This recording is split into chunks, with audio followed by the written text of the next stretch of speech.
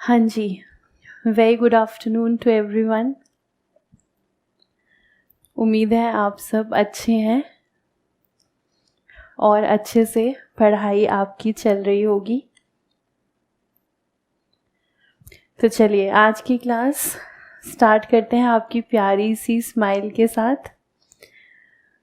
तो एक बार आप दिल खोल के मुस्कुरा लें और मुस्कुराते मुस्कुराते हम लोग आगे बढ़ेंगे। हम लोग कर रहे थे इन्वेंट्री वैल्यूएशन।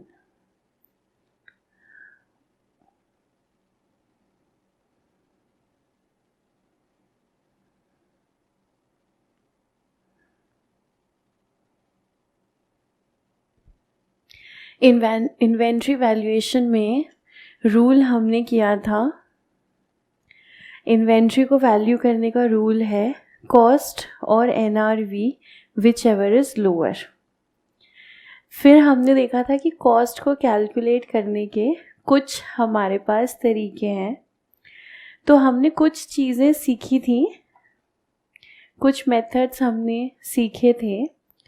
तो देखो, जो मेथड हमने सीखे थे हम उनको डिवाइड कर सकते हैं दो कैटेगरी में।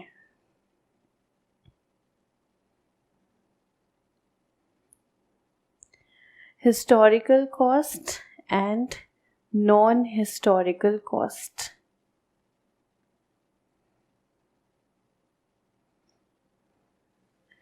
तो अच्छा रहेगा अगर आप भी ये चार्ट बना लें।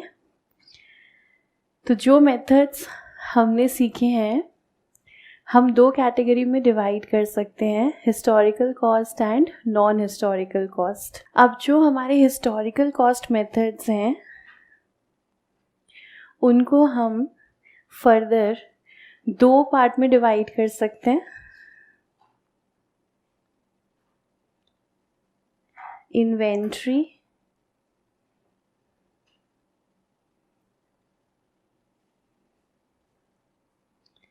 not ordinarily interchangeable and inventory ordinarily interchangeable.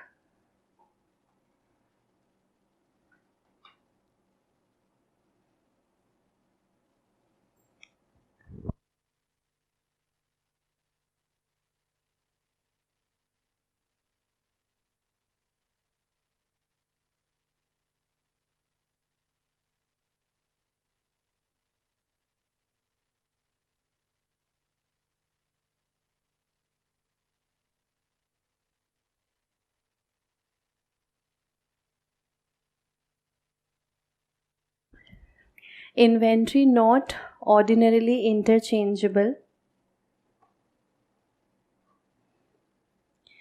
इसमें हम एक मेथड लिखेंगे, स्पेसिफिक आइडेंटिफिकेशन मेथड।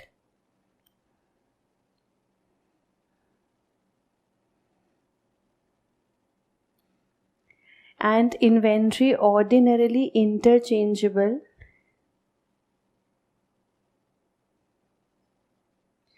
इसमें हमारे पास मेथड्स हैं फीफो,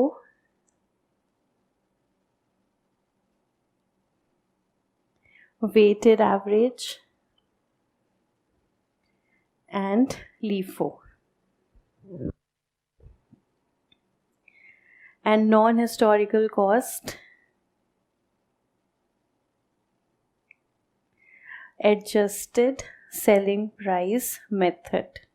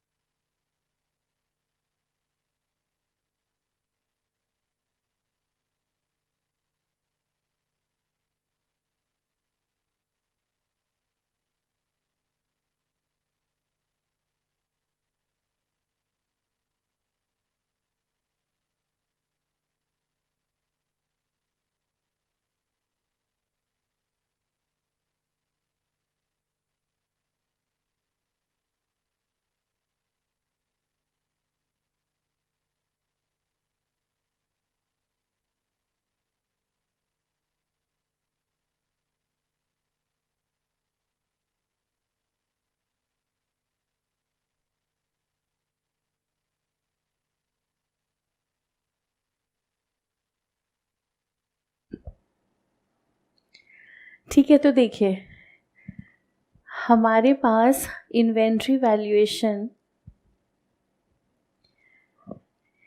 क्राइटेरिया अकाउंटिंग स्टैंडर्ड 2 के अकॉर्डिंग चल रहा है कॉस्ट और NRV whichever is lower. Lower हम ले रहे हैं ड्यू टू कंजर्वेटिज्म। एनआरवी का मतलब था selling price minus estimated selling expenses. Cost का मतलब था cost of purchase plus cost of conversion plus other cost. Generally cost ऐसे निकलती, पर क्योंकि हम लोग पूरे साल में बहुत सारे लॉट्स खरीद रहे हैं, बहुत सारे प्राइसेस पे खरीद रहे हैं, इसलिए हम कुछ मेथड्स देख रहे थे कॉस्ट को कैलकुलेट करने के। अब उन मेथड्स को अगर हम ओवरऑल पूरा सिनेरियो देखें तो हम डिवाइड करते हैं दो कैटेगरी में। एक है हिस्टोरिकल कॉस्ट और दूसरा है non historical cost. Non historical cost, इसका क्या मतलब होता है? तो देखो, इसे सिंपल शब्दों में समझो। अगर हम इनडायरेक्टली, ये चार्ट में लिखने के लिए नहीं है, समझने के लिए है, अगर हम इनडायरेक्टली कॉस्ट प्राइस तक पहुंचते हैं तो उसे हम बोलते हैं नॉन हिस्टोरिकल कॉस्ट। और जब हम डायरेक्टली कॉस्ट को ही कंसिडर करते हैं तो उसको हम बोलते हैं हिस्टोरिकल कॉस्ट मेथड्स। हमारे नॉन हिस्टोरिकल कॉस्ट मेथड में एक ही मेथड है, एडजस्टेड सेलिंग प्राइस मेथड। इस मेथड में हम क्या करते हैं, हम सेलिंग प्राइस में से प्रॉफिट माइनस कर देते हैं। अब अगर मैं आपसे पूछूं कि सेलिंग प्राइस में से प्रॉफिट माइनस कर देंगे तो हमें क्या मिल जाएगा, तो फलक ने कहा जीपी मिलेगा। नहीं फलक, जीपी तो हम माइनस कर रहे हैं, सेल में से हम प्रॉफिट माइनस कर रहे हैं, तो सभी का आंसर सही आ रहा है, हमें कॉस्ट मिल जाएगी। इसको बोलते हैं कॉस्ट को इनडायरेक्टली निकालना। मतलब आपने सेल प्राइस की मदद से कॉस्ट निकाली है, सेल में से प्रॉफिट को माइनस करके। तो ये जो इनडायरेक्टली कॉस्ट निकालना है, इसको हम लोग बोलते हैं नॉन हिस्टोरिकल कॉस्ट मेथड।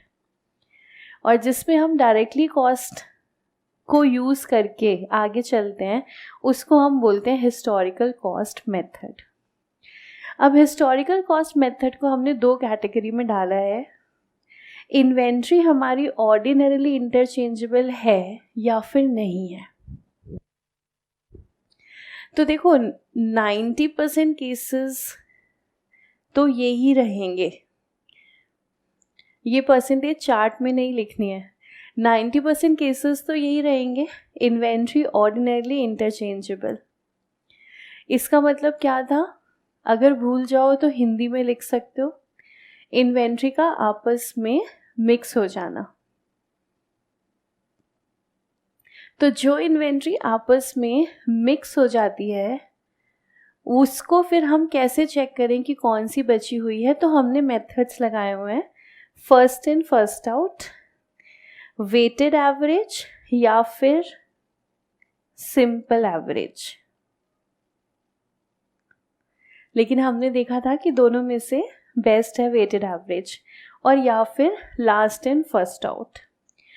और जो इन्वेंट्री ऐसी है जो आपस में मिक्स नहीं होती है, जो इन्वेंट्री आपस में मिक्स नहीं होती है, तो अगर वो आपस में मिक्स ही नहीं हुई,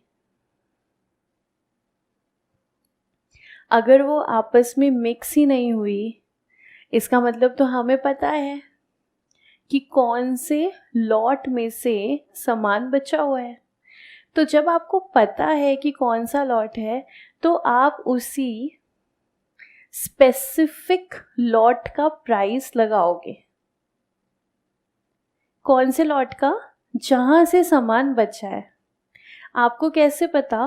क्योंकि ये इन्वेंट्री आपकी मिक्स नहीं हुई। तो फिर आप उसी लॉट का लगा देना जहाँ से बचा है। तो उस मेथड को हमने क्या बोल दिया, specific identification method. Examination point of view से ये वाला मेथड रेलेवेंट नहीं है, क्योंकि इस पे क्वेश्चन नहीं बनता। वो क्या क्वेश्चन देंगे, आपको कहेंगे इन्वेंट्री बची हुई है सपोज थर्ड लॉट में से, तो आप क्या करोगे, जो यूनिट्स हैं इनटू में प्राइस ऑफ थर्ड लॉट। तो ये बहुत ही सिंपल हो जाता है, इसलिए एग्जामिनेशन पॉइंट ऑफ व्यू से इतना रेलेवेंट नहीं है ये। एग्जाम में तो हमारे FIFO, weighted average, LIFO and adjusted selling price method.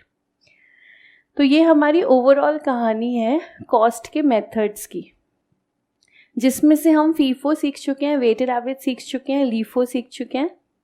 Specific identification में सीखने वाला कुछ है नहीं। तो आज हम स्टार्ट करेंगे क्लास अपनी एडजस्टेड सेलिंग प्राइस मेथड से।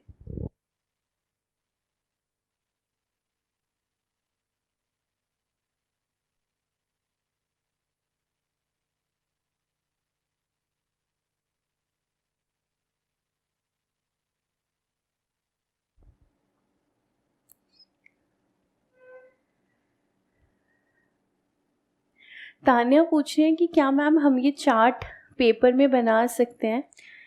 देखो, पेपर में वो डिपेंड करता है कि क्वेश्चन क्या आता है। सपोज क्वेश्चन आता है एक्सप्लेन इन्वेंट्री कॉस्ट मेथड्स, तो अगर आपको एक्सप्लेन करना है तो आपको एक्सप्लेन करना है FIFO, LIFO, weighted average, specific identification, adjusted selling price.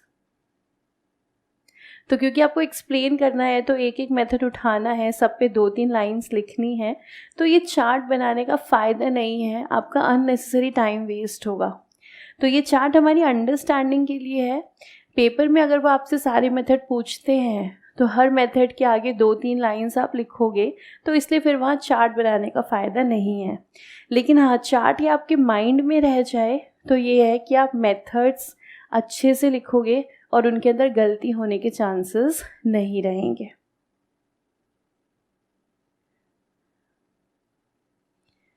ठीक है। इन्वेंट्री नॉट ऑर्डिनरीली इंटरचेंजेबल का एग्जाम्पल क्या होता है, जैसे देखो हमने बात करी थी ना लास्ट क्लास में, हमने रॉ मटेरियल सोचा था कि आलू हैं, हम लोग समोसे बना रहे हैं तो आलू हैं, तो सारे आलू हमने एक ही गोडाउन में रखे हैं और वो सारे के सारे आपस में मिक्स हो गए हैं। अब वहीं पर सोचो कि मैंने एक लॉट खरीदा है इम्पोर्टेड पोटैटोज़ का, तो जो इम्पोर्टेड आलू हैं वो हमारे, हो सकता है हम अलग रख दें, नहीं भी रखेंगे तो वो हमारे अलग दिखेंगे, डेफिनेटली दिखेंगे। तो वो लॉट हमारा नॉर्मल लॉट से अलग आ जाएगा। तो उसको इन्वेंट्री को हम किस प्राइस पर वैल्यू करेंगे, जो पर्टिकुलरली उसी लॉट का प्राइस होगा। तो ये जो वैल्यूएशन है इसको हम बोलते हैं, ये वाली जो आपकी वैल्यूएशन चल रही है इसको फिर हम बोलते हैं स्पेसिफिक आइडेंटिफिकेशन मेथड से वैल्यूएशन। ठीक है, और देख लो, और कोई डाउट यहाँ तक, कोई डाउट और हो आपको? हर्ष बेटा, वेटेड एवरेज तो हमने लास्ट क्लास में किया था ना। वेटेड एवरेज में हम लोग क्या करते हैं, हम करते हैं प्राइस इनटू में क्वांटिटी, डिवाइड करते हैं टोटल क्वांटिटी से, तो वो वेटेड एवरेज प्राइस निकल जाता है और उसको फिर हम मल्टीप्लाई कर देते हैं यूनिट्स इन स्टॉक से, तो वो हमारी आ जाती है इन्वेंट्री की वैल्यू।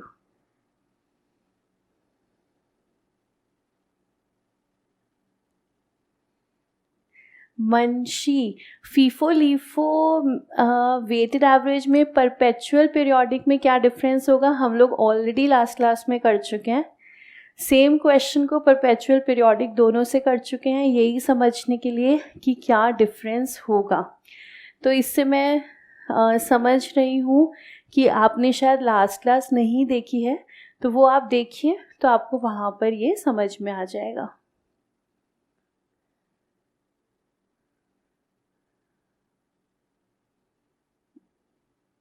ठीक है, तो चलिए आपके डाउट्स हो गए, तो हम आगे चलते हैं। एडजस्टेड सेलिंग प्राइस मेथड सीखेंगे हम।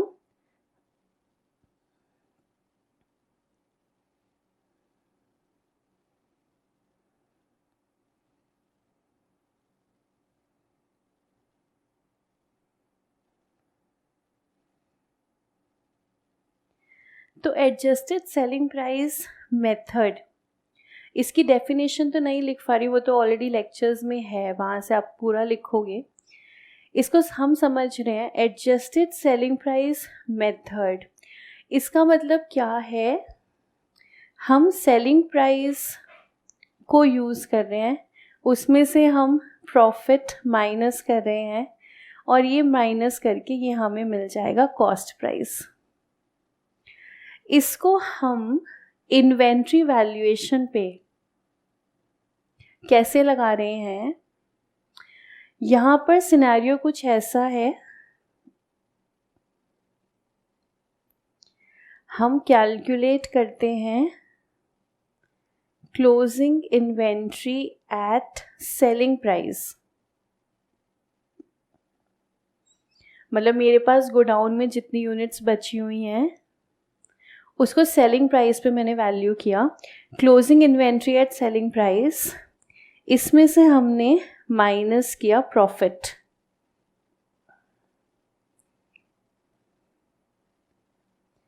और ये माइनस करने के बाद हमें मिल जाएगी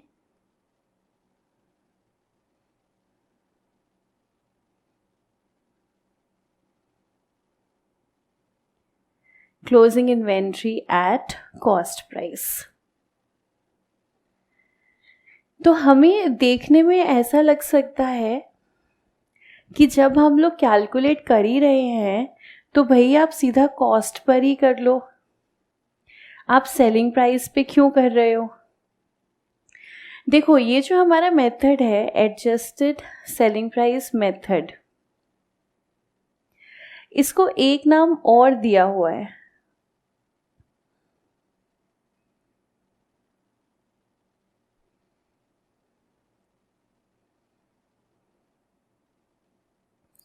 रिटेल इन्वेंट्री मेथड।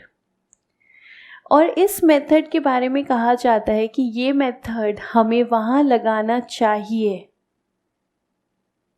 इस मेथड की इम्पोर्टेंस वहाँ पर है जहाँ पर बहुत ज़्यादा आइटम्स हैं और उनकी हमारे पास इन्वेंट्री है। ठीक है, आइटम्स अकाउंट का शब्द है, ये यूं ही बदनाम हो गया है। तो ये कहाँ लगाया जाता है, जहाँ पर हमारे पास बहुत सारी आइटम्स हैं और उन बहुत सारी आइटम्स के लिए हमें कैलकुलेट करना है इन्वेंट्री। तो इसके लिए आप माइंड में रखो कुछ ऐसे बड़े बड़े रिटेलर्स, जैसे कि हम कहें शॉपर स्टॉप। तो अगर मैं आपसे पूछूं कि शॉपर स्टॉप के पास 31 मार्च को इन्वेंट्री किस किस चीज़ की होगी, किस किस चीज़ की इन्वेंट्री इनके पास 31 मार्च को होगी, तो आप सोचो कि इनके पास कितनी आइटम्स हैं, कितनी आइटम्स हैं, शायद हम फिंगर्स पे काउंट भी नहीं कर सकते, there are n number of items. इतनी चीज़ें हैं, इतनी चीज़ें, कपड़े हैं, वॉचेस हैं, कॉस्मेटिक्स हैं, फुटवेयर है, किचन आइटम्स हैं, इतनी चीज़ें हैं। और हर चीज़ को अगर हम देखें तो उसके अंदर बहुत सारी सब पार्ट्स हैं। अब अगर हम क्लोथ्स की इन्वेंट्री की बात करें तो इन्वेंट्री सिर्फ क्लॉथ की थोड़ी होगी, उसको पहले हम बाइफरकेट करेंगे, men's wear, women's wear, kids wear. फिर मेंस वियर है, हम उसको बाइफरकेट करेंगे सारे ब्रांड्स के अकॉर्डिंग। विमेन वियर को हम बाइफरकेट करेंगे सारे ब्रांड्स के अकॉर्डिंग। और विमेन वियर का फिर आपको पता है वहाँ कितना सामान है और कितने सारे ब्रांड्स हैं। क्योंकि देखो बॉयज़ के कपड़े तो क्या होते हैं भाई, ये कपड़े यही हम घर पे पहनेंगे, यही हम बाहर पहनेंगे। और गर्ल्स के केस में क्या होता है, ये घर पे पहनने वाले कपड़े हैं, ये बाहर पहनने वाले कपड़े हैं, ये रात को पहनने वाले कपड़े हैं, ये सुबह पहनने वाले कपड़े हैं, ये मॉर्निंग वॉक में जाने वाले कपड़े है ना, समझ गए ना तुम। तो इतनी सारी इन्वेंट्री। अब जहाँ पर हम ऐसे लार्ज स्केल रिटेलर्स को हम कहते हैं कि आप 31 मार्च को इन्वेंट्री कैलकुलेट करो फीफो या वेटेड एवरेज से, इनके लिए ये काम बहुत मुश्किल हो जाता है, बहुत मुश्किल, क्योंकि इतना सारा तो सामान है, हर सामान को इतने सारे लॉट्स में ख़रीदा गया है। अब वो हर चीज़ की, हर लॉट की एक डिटेल बनाएं, फिर हम उस पर फीफो लगाएं, नॉट पॉसिबल। तो ये लोग क्या कहते हैं कि भाई हम तो रिवर्स चलेंगे, हमारे लिए कॉस्ट निकालने से इजी क्या है, क्लोजिंग इन्वेंट्री सेलिंग प्राइस पर निकालना। और सीधी सी बात भी है, क्योंकि सेलिंग प्राइस तो इजीली अवेलेबल है, कॉस्ट के लिए तो मेरे को सारे लॉट्स निकालने पड़ेंगे, फिर मैं उसमें फीफो लगाऊं या वेटेड एवरेज। तो comparatively selling price is much easier. तो ये लोग क्या कहते हैं कि हम निकालेंगे closing inventory at selling price, minus कर देंगे प्रॉफिट, क्लोजिंग इन्वेंट्री आ जाएगी कॉस्ट प्राइस से। तो AS2 से पूछा कि भाई ऐसे कर लें, आपको कोई प्रॉब्लम है? AS2 ने कहा कोई दिक्कत नहीं है, अगर आपको कॉस्ट प्राइस निकालने में बहुत मुश्किल होती है, इनकन्वीनियंस होती है, स्ट्रगलिंग हो रहा है आपके लिए, तो आप लगाइए एडजस्टेड सेलिंग प्राइस मेथड। अब जिसने ये मेथड लगाया है, क्या वो डिज़र्विंग है ये मेथड लगाने के लिए, ये तो भाई आप लोग ही चेक करोगे। ये तो चार्टर्ड अकाउंटेंट चेक करेगा किस समय, जिस समय वो ऑडिट करेगा, तो उस समय वो चेक करेगा कि ये जो फर्म लगा रही है, ये जो कंपनी लगा रही है, क्या ये सही है। वो आपको देखना है कि जहाँ पर बहुत ज़्यादा आइटम्स हैं इन्वेंट्री के अंदर, वहाँ पर लगाया जाएगा एडजस्टेड सेलिंग प्राइस मेथड। तो AS2 से इस भाई ठीक है, अलाउड है, कोई प्रॉब्लम नहीं है, आप आराम से निकालो। तो हम एक एग्जांपल कर लेते हैं। देखिए एडजस्टेड सेलिंग प्राइस मेथड से इन्वेंट्री निकलती कैसे है।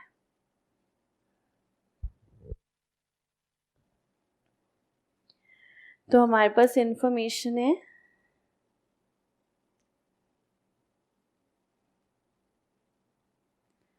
Closing inventory at selling price 5 lakh,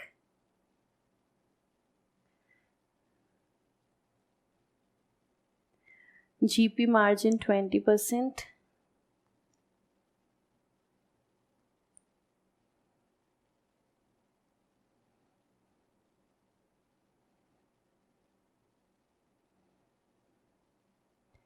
calculate closing inventory at cost using adjusted selling price method।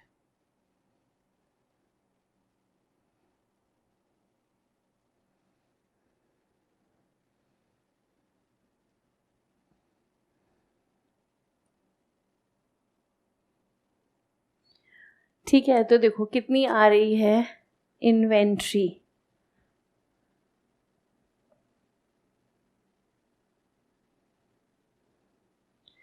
तो सभी का आंसर, हाँ बहुत सारे स्टूडेंट्स का आ गया है। Inventory is 4 lakh, simple enough. Closing inventory मेरे पास सेलिंग प्राइस पर है 5 लाख,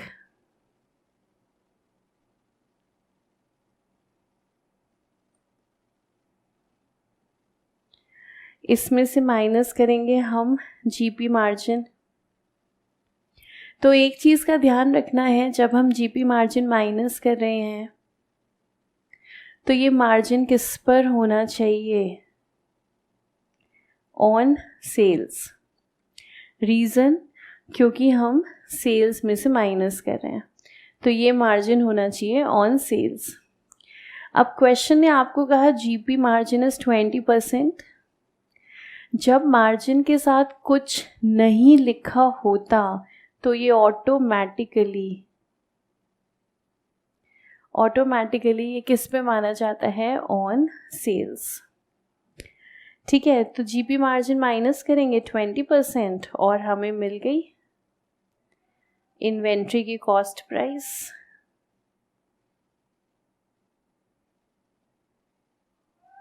₹4 लाख।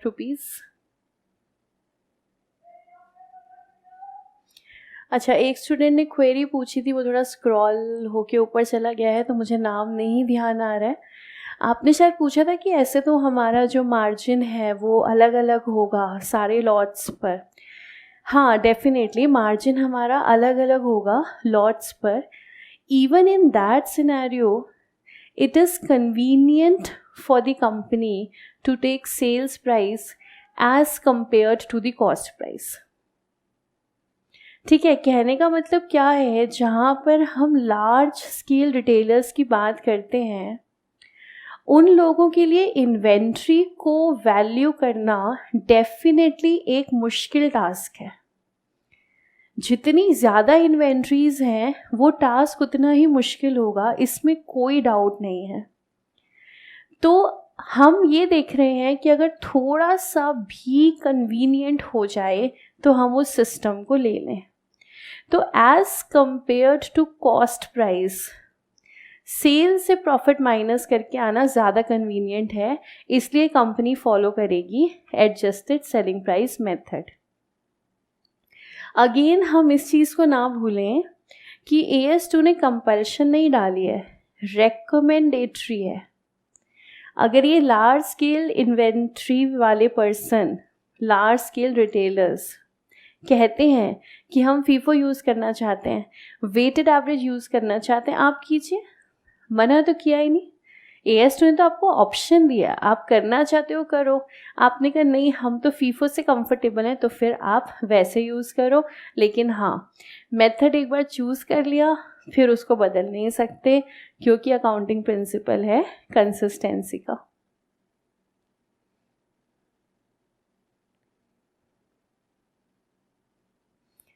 ठीक है, अब देखो, वैसे तो ये मेथड में सिर्फ इतना ही है. वैसे तो भाई सीधा साधा प्यारा प्यारा मेथड है. सेलिंग प्राइस पर इन्वेंट्री है, माइनस करो GP और इन्वेंट्री आ जाएगी कॉस्ट प्राइस पर. ठीक है, लेकिन ये सारे के सारे क्वेश्चंस, ये जो आपके दोस्त हैं, तो ये बात आपको अच्छे से पता है कि ये हमारे शैतान दोस्त हैं. तो इतना सीधा सीधा तो ये आपको देंगे नहीं, काम तो इतना ही करना है. तो अब आपका शैतान दोस्त अगला एग्जाम्पल आपको दे रहा है, थोड़ा घुमा फिरा कर है. आप कोशिश करना क्या इसमें निकाल सकते हो, इन्वेंट्री एट कॉस्ट प्राइस. कौन सा मेथड फॉलो करना है, एडजस्टेड सेलिंग प्राइस मेथड. तो लिखते हैं नेक्स्ट एग्जाम्पल.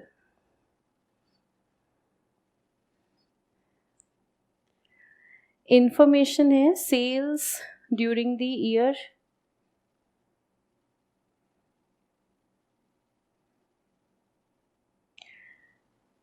सेल्स के बाद लिखेंगे purchases 2 lakh, then opening stock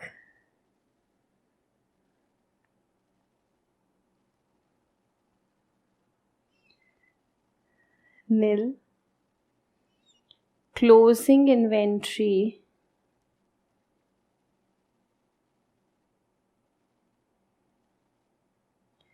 at selling price 50,000.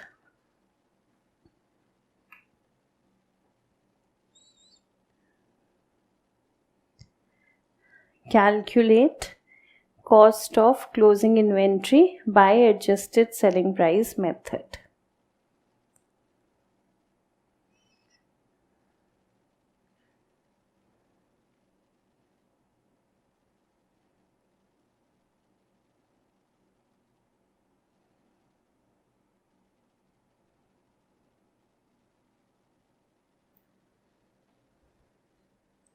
तो देखिए, कोशिश कीजिए कि कैसे निकालेंगे हम क्लोजिंग इन्वेंट्री.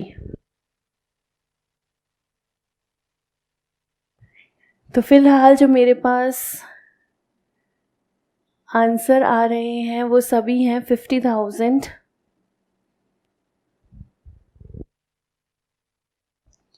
तो सभी एक बार कैलकुलेट कर लीजिए क्लोजिंग इन्वेंट्री.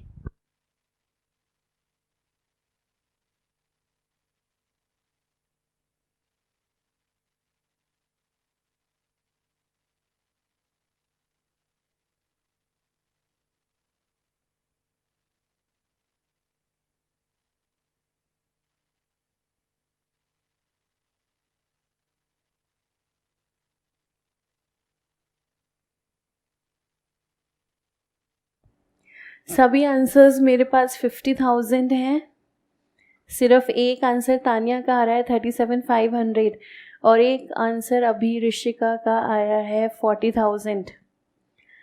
देखिए भाई, closing inventory at selling price 50,000 minus करना है जीपी मार्जिन।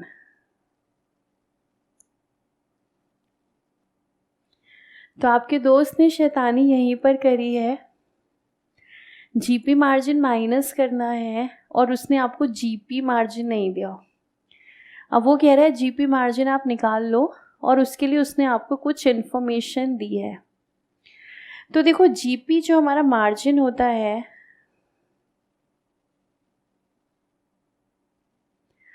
उम्मीद है आपको याद होगा, इसको हम कुछ इस तरीके से निकालते हैं, जीपी अपॉन में सेल्स इनटू 100। बताइए क्या आपको याद है कि हम इसको ऐसे ही निकालते हैं? ठीक है, ऐसे ही निकालते हैं हम, जीपी अपॉन में सेल्स इनटू में 100। और अगर मैं कहूँ तो इसको हम बोलेंगे भाई ये एक फॉर्मूला है। ठीक है, एक फॉर्मूला है ये, जिस हम ऐसे ही निकालते हैं, जीपी अपॉन में सेल्स इनटू 100।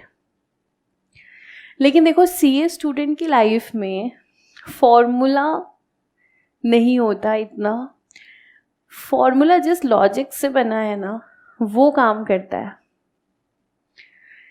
अभी तक 12th क्लास तक आपको ऐसा लगता है कि formula formula formula formula is formula, वो ऐसे ही लगेगा। तो जीपी मार्जिन निकालना है तो जीपी अपॉन में सेल्स इनटू 100। लेकिन एज चार्टेड अकाउंटेंट आप फॉर्मूले के थोड़ा सा पीछे जाओगे लॉजिक के अंदर। सो सपोज मैं आपसे पूछूं कि हम जीपी अपॉन में यहाँ पर सेल्स ही क्यों करते हैं, मेरा क्वेश्चन है हम जीपी अपॉन में परचेज क्यों नहीं कर रहे, हम जीपी अपॉन में स्टॉक क्यों नहीं कर रहे, हम जीपी अपॉन में एक्सपेंस क्यों नहीं कर रहे, हम जीपी अपॉन में सेल्स ही क्यों कर रहे हैं? तो बताइए, मुस्कान कह रही है जब सेल करते हैं तभी प्रॉफिट होता है, छवि कह रही है सेल से ही प्रॉफिट होता है, नवनूर कह रहे हैं सेल से ही प्रॉफिट होता है, कनिका कह रही हैं प्रॉफिट सेल्स से ही होता है, साक्षी कह रही है क्योंकि प्रॉफिट सेल से ही होता है। तो उम्मीद करती हूँ सबको ये बात क्लियर है। ठीक है, हम चल रहे हैं फॉर्मूले के लॉजिक के पीछे। फॉर्मूला हमने पढ़ा है जीपी अपॉन में सेल्स इनटू 100। तो भाई जीपी को तो हम लेंगे ही लेंगे, जीपी मार्जिन निकालना है। जीपी अपॉन में मैं सिर्फ सेल्स लेती हूँ, मैं और कुछ नहीं लेती हूँ, ना ओपनिंग स्टॉक, ना परचेज, ना एक्सपेंस। क्यों? आप सब ने समझा, क्योंकि मैम इसमें तो प्रॉफिट होता ही नहीं ना, हम प्रॉफिट का मार्जिन निकाल रहे हैं। तो डिवाइड किससे करेंगे? जिस चीज़ के अंदर प्रॉफिट होगा। तो मेरा फॉर्मूला है जीपी अपॉन में सेल्स इनटू में 100। तो जो फॉर्मूला होता है ना वो सेम नहीं रहता, उसके पीछे का लॉजिक सेम रहता है। मतलब अगर आप मुझसे कहो कि हम कोई भी परिस्थिति हो, आप मुझसे कहो कि मैम हम तो ऐसे ही निकालेंगे जीपी अपॉन में सेल्स इनटू 100, तो मैं कहूँगी नहीं, मैं आपसे कहूँगी नहीं, ऐसा नहीं करेंगे हम कि कोई भी परिस्थिति हो हम करेंगे जीपी अपॉन सेल्स इनटू 100। नहीं, कोई भी परिस्थिति हो हम करेंगे जीपी अपॉन में वो वाली चीज़ जिसके अंदर प्रॉफिट जुड़ा हुआ है। और क्योंकि नॉर्मली वो सिर्फ सेल्स में ही होता है तो हम करते हैं जीपी अपॉन में सेल्स इनटू 100। तो नॉर्मल वेदर है जीपी अपॉन में सेल्स इनटू 100, सुनामी आ रही है, अर्थक्वेक आ रहा है, आपने कहा मैम जीपी अपॉन में सेल्स इनटू 100 करेंगे, मैंने कहा बिल्कुल भी नहीं, सुनामी आएगी तो कुछ तो बदलेगा, अर्थक्वेक आएगा तो कुछ तो बदलेगा, लेकिन लॉजिक नहीं बदलेगा, लॉजिक सेम रहेगा। और हमारे इस क्वेश्चन में एक ऐसी ही सुनामी है जिसे मैक्सिमम स्टूडेंट्स ने कन्वीनियंटली इग्नोर कर दिया है और अपना आंसर निकाल के दिया है 50,000, जो कि गलत है। देखो, अब इस क्वेश्चन में हमें चाहिए जीपी, मार्जिन तो चाहिए ही, मार्जिन के लिए सबसे पहले हमें चाहिए जीपी। अब यहाँ पर सिनेरियो ये चल रहा है,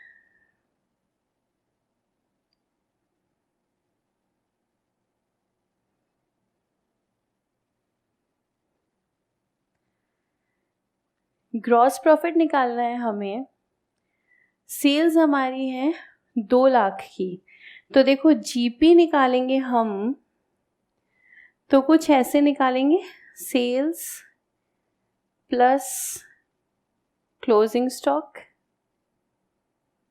minus opening stock minus purchases minus direct expenses. ये मैंने क्या किया है, ये मैंने ट्रेडिंग अकाउंट को लिख दिया है प्लस माइनस के फॉर्म में। हम जीपी निकालते हैं ट्रेडिंग अकाउंट से, तो ट्रेडिंग अकाउंट की क्रेडिट साइड पर sales plus closing stock minus trading account की डेबिट साइड सारी माइनस कर दी, opening stock purchases direct expense. Check कर लेते हैं जीपी हमारा, सेल्स हमारी 2 लाख, क्लोजिंग स्टॉक हमारा 50,000, ओपनिंग स्टॉक है नहीं, परचेजेस हमारी 2 लाख, एक्सपेंस हमारे हैं नहीं। तो हमने कहा भाई ये जीपी हमारा आ गया 50,000 रुपये। और अब जब हम निकालेंगे जीपी मार्जिन,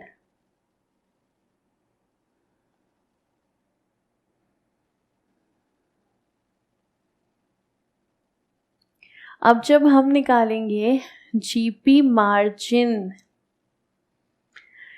तो जीपी मार्जिन निकालने का फॉर्मूला हो जाएगा जीपी अपॉन में, दिल थाम के बैठना अब, क्योंकि तुम्हारे दिल पे लगेगी बात कि ये फॉर्मूला कैसे बदल गया।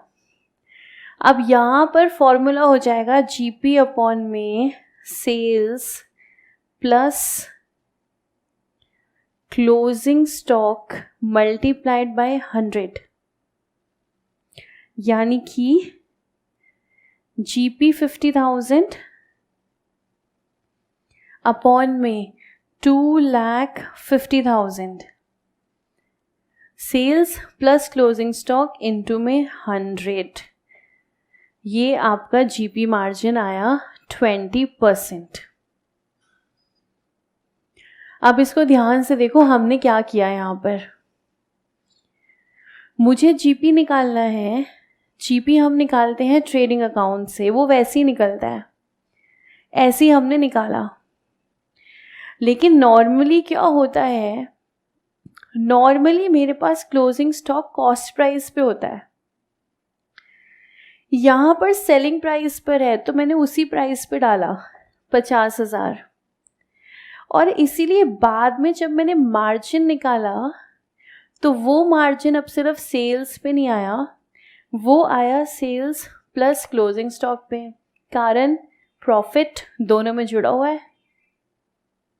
मुझे फॉर्मूले को नहीं पकड़ना कि नहीं नहीं नहीं नहीं मैम जो मर्जी हो, हम तो जीपी अपॉन सेल्स इंटू 100 लेंगे, नहीं, मुझे फॉर्मूले को नहीं पकड़ना, मुझे फॉर्मूले के पीछे लॉजिक को पकड़ना है।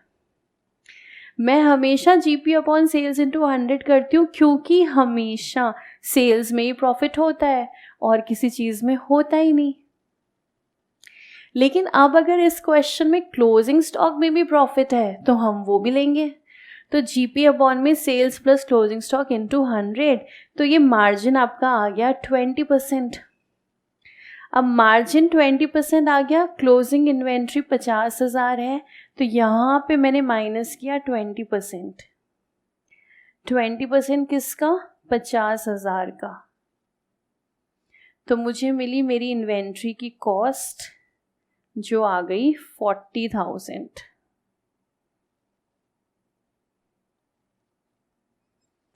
Cost price of inventory 40,000 rupees. अब आप देखो इसको ज़रा 2 मिनट लगा के आराम से।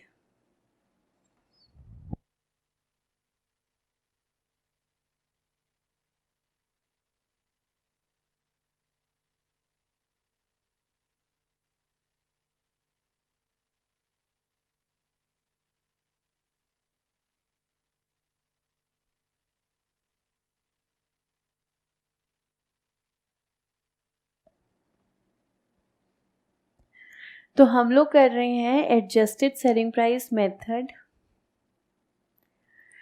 मुझे करना है closing stock at selling price minus GP margin. या तो आपका दोस्त शराफत से बताए जीपी मार्जिन, पर आपका दोस्त शरीफ से ज़्यादा शैतान है। जीपी मार्जिन उसने बताया नहीं, बाकी चीज़ें उसने बता दी।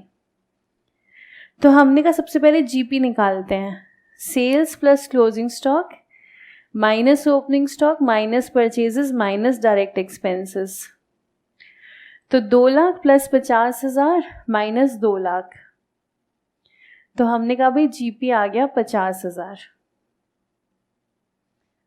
ठीक है, जीपी आया 50,000। अब मुझे निकालना है जीपी मार्जिन। तो नॉर्मली मैं करती हूँ जीपी अपॉन में सेल्स इनटू 100, पर मैं सिर्फ सेल से डिवाइड क्यों करती हूँ, क्योंकि हमेशा सेल में ही प्रॉफिट होता है।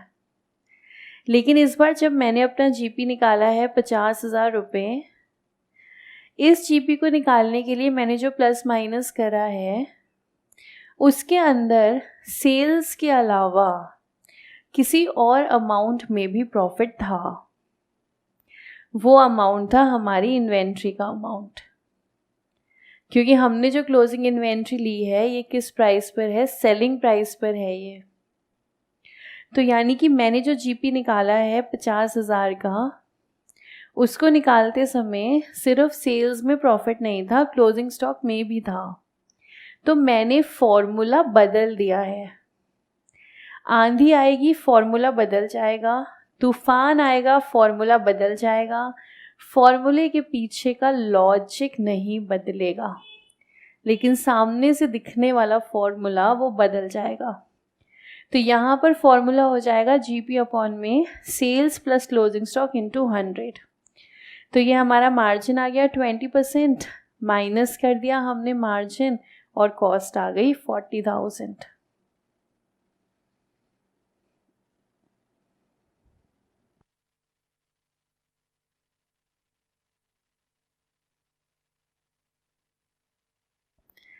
फलक, आपका क्वेश्चन देखो बेटा क्या पूछ रहे हो। आप कह रहे हो अगर क्लोजिंग स्टॉक एट सीपी दिया होता। देखो अगर closing stock at cost price ही दिया होता तो हमारा क्वेश्चन ही नहीं बनता ना। ये अल्टीमेटली मेरा टारगेट क्या है, to calculate closing stock at cost price. तो अगर वो ही दिया होता तो फिर तो हम कहीं और ही होता ना। वो क्यों दिया है, क्या रिक्वायरमेंट है क्वेश्चन की, तो ये तो यहाँ पर बनेगा नहीं।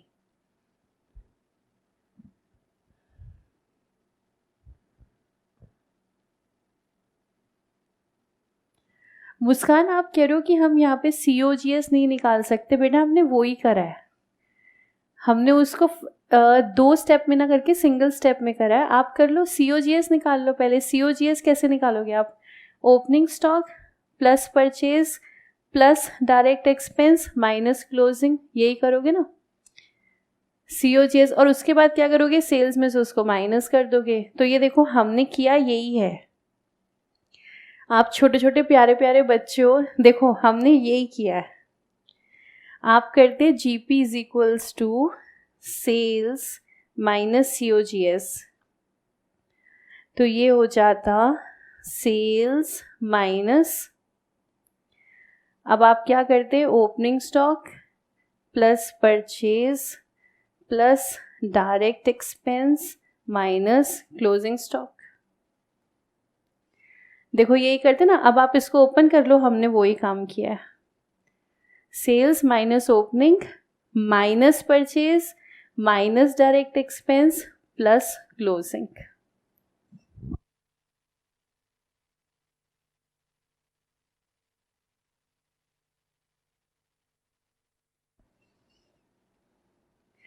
ठीक है, तो देखो अच्छे से बात समझ में आई। यहाँ पर मेन चीज़ हमें ये समझनी है कि फॉर्मूला होता है ऐसा नहीं है। परिस्थिति बदलेगी तो फॉर्मूला भी बदलेगा, लेकिन हाँ उसके पीछे का लॉजिक सेम रहेगा। तो नॉर्मली जीपी अपॉन सेल है, लेकिन अब क्योंकि यहाँ पे स्टॉक में भी प्रॉफिट है तो मार्जिन निकालते समय हमने किया जीपी अपॉन में sales plus closing stock into 100। ठीक है, तो अब काफ़ी सारे बच्चे कह रहे हैं कि क्लियर है बात हमें, तो एक और क्वेश्चन मैं दे रही हूँ आपको, एक और क्वेश्चन करते हैं। सिमिलरली इसी तरीके से कुछ आपको कैलकुलेट करना है cost by adjusted selling price method.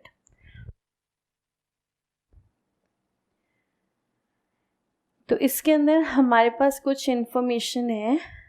Purchases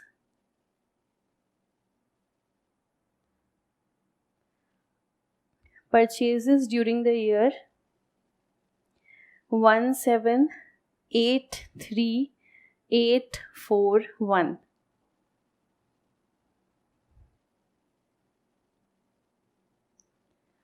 Sales during the year 22,45,500।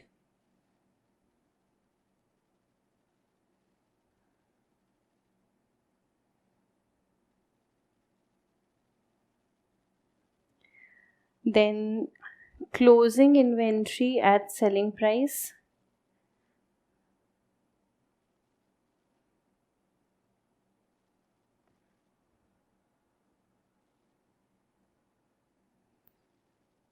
2,35,000।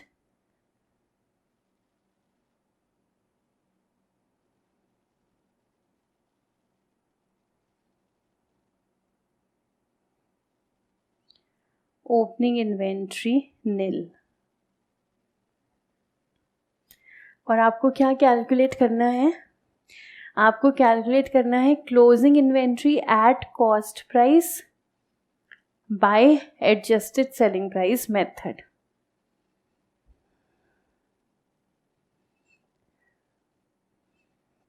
तो अगर प्रीवियस एग्जाम्पल समझ में आया है तो ये भी आप अच्छे से कर लोगे। तो अब आप इसको ट्राई करो और निकालो closing inventory at cost price.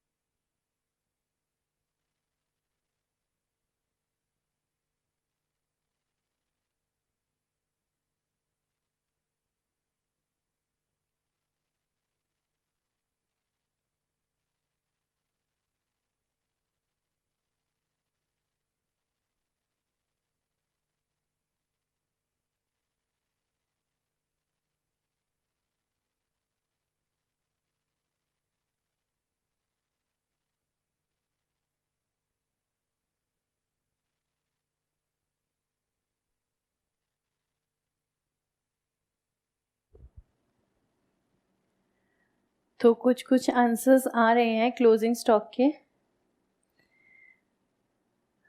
Mostly सभी का 1,69,000 की रेंज में है। कोई कह रहा है 169,200, कोई कह रहा है 169,12, 169, 168,999। तो सभी के आंसर पास पास ही आ रहे हैं। तो देखो, क्या आप मुझे जीपी बता सकते हो कितना आ रहा है? Sales plus closing inventory minus opening minus purchase minus direct expenses. तो छवि बता रही है मुझे जीपी आ रहा है 696659। तो एक बार हमने जीपी निकाल लिया, तो फिर अब हम निकालेंगे जीपी मार्जिन। तो 696659 divided by sales 2245,500 plus closing stock 235।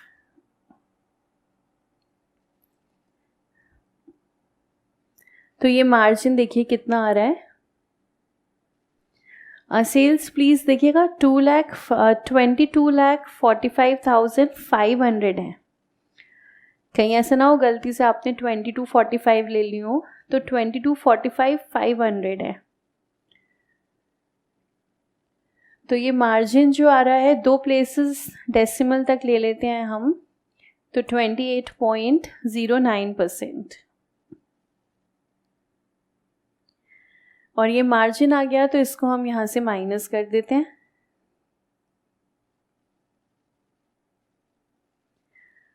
$2,35,000 into में 28.09%। तो देखिए क्या ये कुछ ऐसा अमाउंट आ रहा है 66012 जीपी मार्जिन।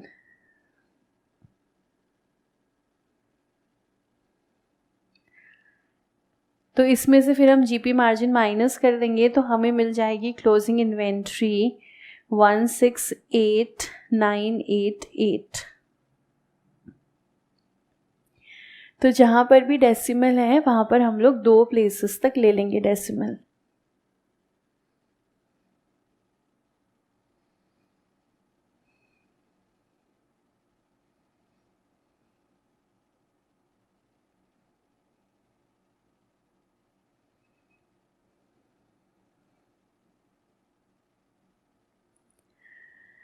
देखिए आराम से क्वेश्चन कंप्लीट कीजिए, कोई डाउट हो तो पूछ लीजिए। हाँ जी आदित्य, सिर्फ 28% अवॉइड करेंगे, क्योंकि इसके अंदर डेसिमल है ना, तो हम 2 प्लेसेस ले लेंगे। वैसे अगर आप 28 से भी लेते हो तो गलत नहीं होगा, बट रिस्क नहीं लेते। हम इसको 2 प्लेसेस डेसिमल तक ले लेंगे, सिर्फ इसलिए क्योंकि ICAI के स्टडी मॉड्यूल ने भी लिया है। तो जहाँ कुछ कन्फ्यूजन रहता है वहाँ हमारी कोशिश रहती है कि स्टडी मॉड्यूल को ही फॉलो करें हम, तो इसलिए 2 प्लेसेस डेसिमल ले लीजिए।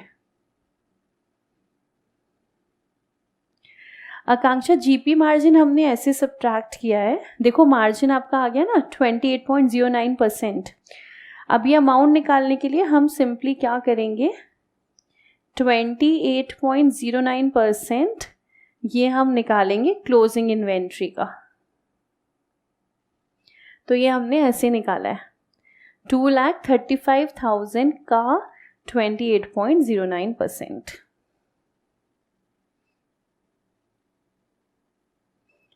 अच्छा आकांक्षा, आपकी भी फर्स्ट क्लास है, ओके। देखिए जिनकी फर्स्ट क्लास है ना, वो थोड़ा सा आपको जो चैप्टर चल रहा है ना उसकी क्लासेस पहले लेनी पड़ेंगी, नहीं तो मुश्किल आएगी। तो इसलिए थोड़ी मुश्किल जो है वो आप फेस कर रहे हो आज। ठीक है, और देखिएगा और कोई डाउट इस क्वेश्चन में?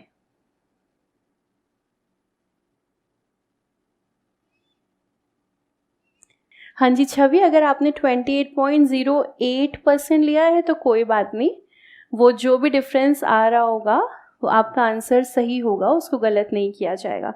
तो कोई इशू नहीं है, अगर आपने 28.08 भी लिया है तो उससे जो भी आंसर आ रहा है वो आपका करेक्ट ही रहेगा।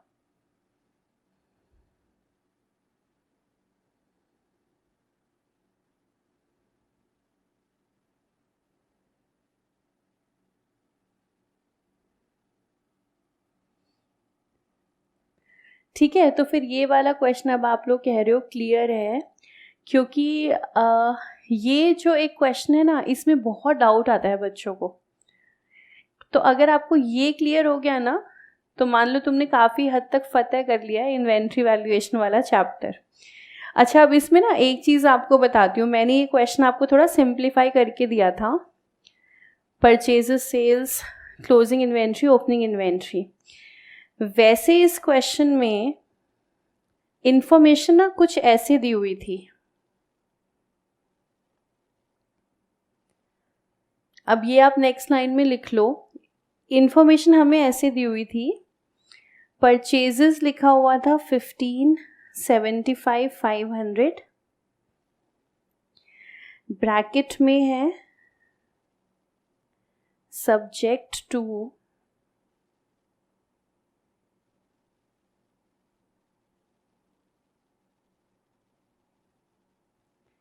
ट्रेड डिस्काउंट एंड टैक्सेस, ये ब्रैकेट में लिखा हुआ है।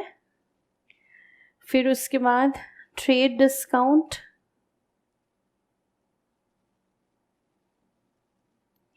%3,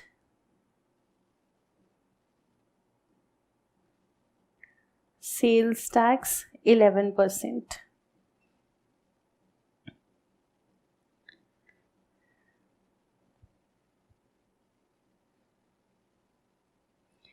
और फिर साथ में दिए हुए थे पैकेजिंग एंड ट्रांसपोर्टेशन चार्जेस।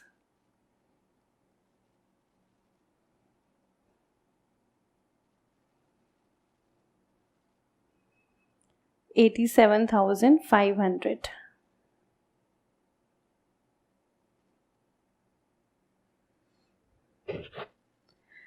अब एक बार आप ये देखो कि अगर क्वेश्चन आपको परचेजेस की इंफॉर्मेशन इस तरीके से दे देता है,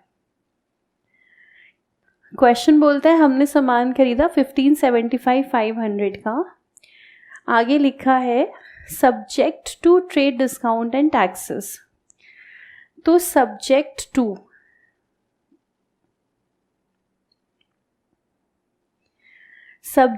टू जब भी लिखा हुआ आता है तो इसका मतलब समझ जाना, इसका मतलब है हमें अभी एडजस्टमेंट करनी है।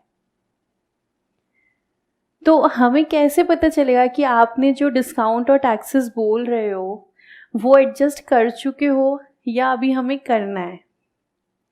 तो अगर ये शब्द लिखा आता है ना सब्जेक्ट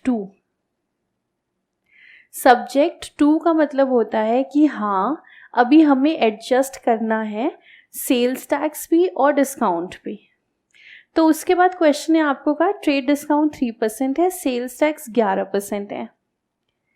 तो हमेशा क्या करते हैं, पहले ट्रेड डिस्काउंट देंगे हम, पहले डिस्काउंट माइनस करो और उसके बाद जो प्राइस आएगा उस पर देंगे हम सेल्स टैक्स। ठीक है, हमारे क्वेश्चन में सेल्स टैक्स लिखा हुआ है, अभी तो वैसे जीएसटी है बट क्वेश्चन में हमारी यही लिखा हुआ है क्योंकि मैं आपको ये स्टडी मॉड्यूल का क्वेश्चन करा रही हूँ। तो इसको हम ऐसे ही रहने देते हैं, ट्रेड डिस्काउंट 3%, सेल्स टैक्स 11। तो क्या करना है, पहले डिस्काउंट एडजस्ट करेंगे बाद में टैक्स। ठीक है, अब अगर मैं आपसे ये पूछूं कि मुझे ये बताओ डिस्काउंट को हम माइनस करेंगे या प्लस करेंगे, दो ही ऑप्शन है आपके पास। ट्रेड डिस्काउंट को मैं 15,75,500 में से माइनस करूं कि प्लस करूं? तो भाई सब लोग कह रहे हो माइनस करेंगे। रीज़न, डिस्काउंट जब भी मुझे मिलता है उससे मेरी परचेज की कॉस्ट कम हो जाती है, रिड्यूस हो जाती है क्योंकि मुझे डिस्काउंट मिल गया। तो डिस्काउंट को हम कर देंगे माइनस। और जो टैक्स है, अब जो मेरा टैक्स है उसका क्या करें? टैक्स को करेक्ट, आप सबने करेक्ट आंसर दिया है। टैक्स के लिए हम क्या करें, हम इसको प्लस कर देंगे। रीज़न, जब भी हम टैक्स देते हैं तो हमारी परचेज की कॉस्ट बढ़ जाती है। तो यानी कि यहाँ पर हम कह सकते हैं हमारा परचेजेस का अमाउंट, हमारा परचेजेस का अमाउंट होगा 15,75,500 माइनस 3%। 3% किसका? 1575 500 का।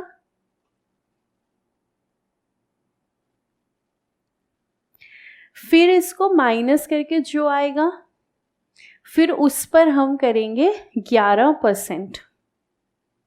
पर क्योंकि हमारे पेपर में कैल्सी अलाउड है ना, तो इसको हमें ना ये स्टेप में करने की ज़रूरत नहीं है। वैसे तो हम पहले -3% करेंगे, फिर जो अमाउंट आएगा उसमें हम लोग +11% करेंगे। लेकिन कैलकुलेटर के होने से क्या फ़ायदा है, इसको अब आप सीधा ऐसे कर सकते हो।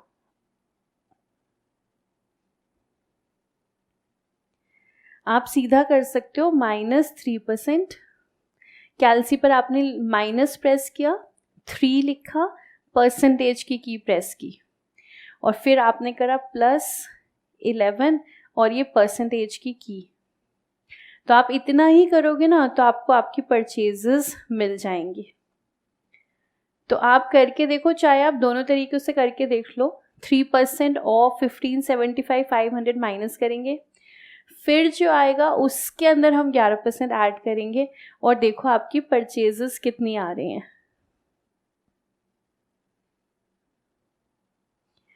तो ये मेरे पास आंसर आप लोग दे रहे हो 1696 341। नहीं, अभी तो ये नहीं आएगा। 1575 500 -3% +11%, ये आ रहा है। हाँ, 1696 341। तो ये हमारी हो गई परचेजेस, और हमें अलग से दिए हुए थे पैकेजिंग एंड ट्रांसपोर्टेशन चार्जेस। तो ये कुछ नहीं लिखा, तो ये माने जाते हैं डायरेक्ट एक्सपेंस। तो मैंने क्वेश्चन को थोड़ा सिंप्लीफाई करने के लिए आपको ये दोनों मिला करके लिखवा दिए थे। ये दोनों अमाउंट मिला करके मैंने आपको लिखवा दिया था 1783 841। तो अगर हम पूरा क्वेश्चन देखें तो वो इस तरीके से आएगा। तो मतलब इसमें आपको कई काम करने पड़ गए, और वही जब एक ही क्वेश्चन में ज़्यादा काम करने पड़ जाते हैं तो वो फिर हमें लगता है मुश्किल है, ट्रिकी है। उसी को हमने 2 टुकड़ों में किया, तो बात आपको इजीली समझ में आ गई कि परचेजेस के लिए अगर ऐसे ऐसे आपका दोस्त शैतानी करे तो कोई ख़ास बात नहीं है, हम कर लेंगे। पहले माइनस डिस्काउंट और फिर ऐड किया हमने सेल्स टैक्स। और पैकेजिंग एंड ट्रांसपोर्टेशन गिवन हो, कुछ नहीं लिखा, प्रिज्यूम करेंगे हम डायरेक्ट एक्सपेंडिचर। ठीक है, अब आप देखो इसमें कोई डाउट आपको? नवनूर बेटा, पैकेजिंग कॉस्ट हमारी डायरेक्ट एक्सपेंडिचर रहेगी। तो जब हम ये करेंगे ना अपने फॉर्मूले के अंदर माइनस डायरेक्ट एक्सपेंडिचर, तो यहाँ पर हम अलग से दिखा देंगे packaging cost. Madhav, freight inward, हाँ जी, वो भी डायरेक्ट एक्सपेंस है। कैल्सी की कैलकुलेशन दोबारा देख लीजिएगा, हमें सिर्फ यही करना है। कैल्सी पर पहले लिखेंगे 1575 500 -3% की, उसके बाद प्लस, फिर 11, फिर परसेंटेज की। तो वैसे तो आपको ये इक्वल्स टू की भी ज़रूरत नहीं है, सीधा आपका आंसर आएगा 1696341।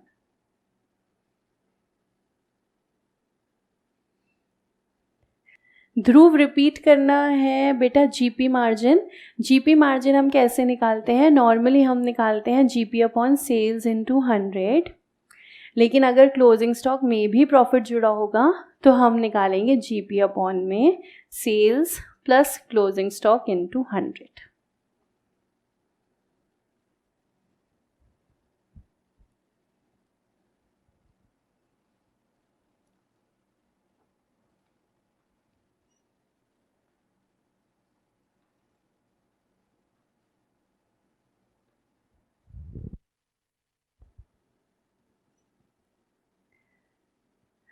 नवनूर बेटा, मैंने उसके अंदर पैकेजिंग भी आपको ऐड करके दे दिया था।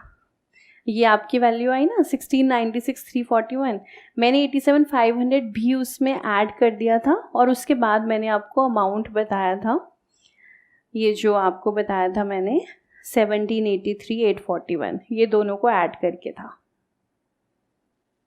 तो नॉर्मली हम अलग अलग दिखाएंगे, मैंने उसके अंदर ऐड करके आपको टोटल अमाउंट दिखा दिया था।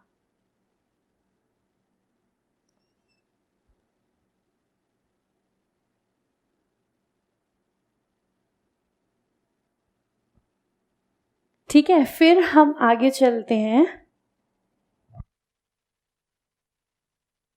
हमने मेथड देख लिया, एडजस्टेड सेलिंग प्राइस मेथड। इसके बाद हम नेक्स्ट हेडिंग बनाएंगे, और प्लीज़ आपको बनानी है सभी को। नेक्स्ट हेडिंग है exclusions from cost of inventory.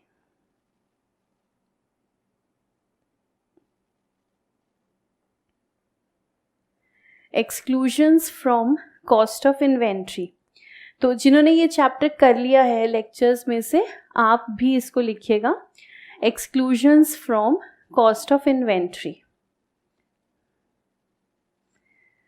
Exclusion का मतलब है जो चीज़ें हम नहीं लेंगे कॉस्ट निकालते समय। तो जैसे हमने उस दिन सीखा था ना कि कॉस्ट का मतलब होता है cost of purchase plus cost of conversion plus other cost. तो ये जो हम बात कर रहे थे कॉस्ट में क्या क्या आता है, परचेज की कॉस्ट आती है, कन्वर्जन की कॉस्ट आती है, बाकी खर्चे आते हैं। याद है बाकी खर्चे कौन से वाले आते थे? तो हम बोलते थे वो वाले खर्चे जो इन्वेंट्री को अपनी प्रीमाइसेस पे लाने तक इनकर किए जाते हैं। ठीक है, अब हम देख रहे हैं इसमें से कौन कौन सी चीज़ें इन्वेंट्री की कॉस्ट में नहीं आएंगी। तो सबसे पहले लिखेंगे first point,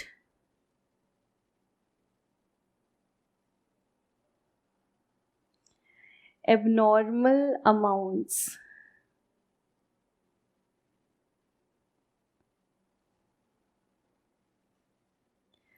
second point, storage cost.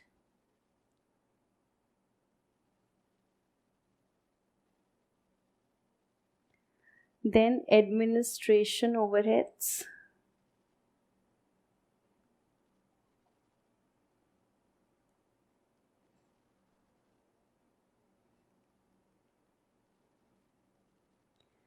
Selling and distribution cost.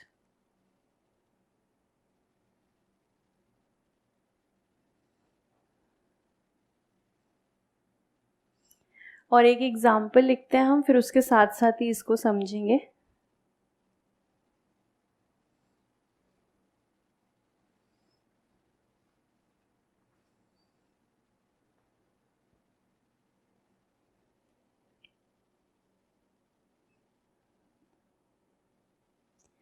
From the following information,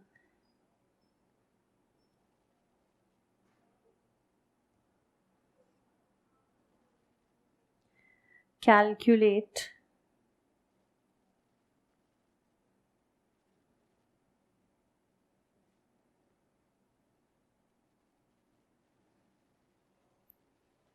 the value of inventory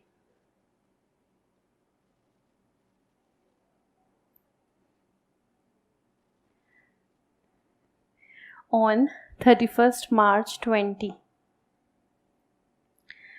information आपके पास है,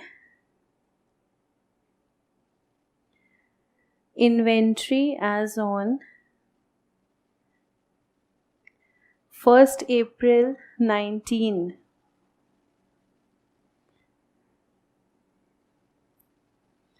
1,42,500।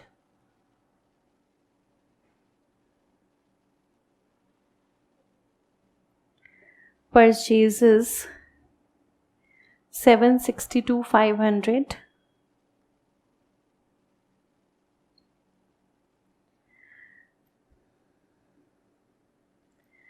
Manufacturing expenses 1,50,000। उसके बाद selling expenses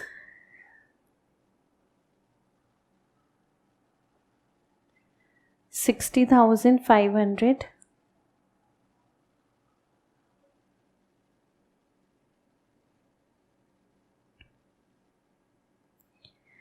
Administration expenses,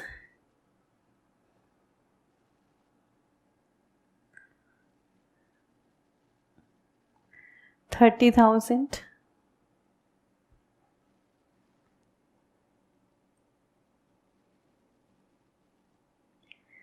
Financial expenses, 21,500. Sales, 12,45,000.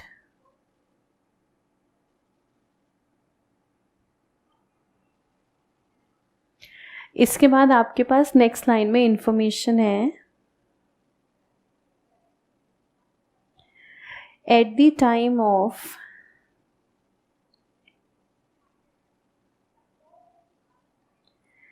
valuing inventory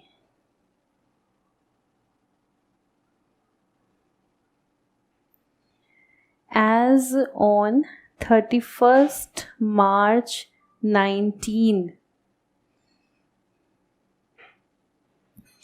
यानी कि पिछले साल के क्लोजिंग की बात कर रहे हैं, इसका मतलब इस साल के ओपनिंग की, अ सम of rupees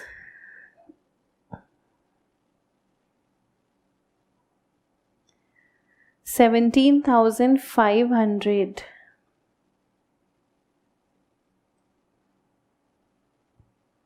was written off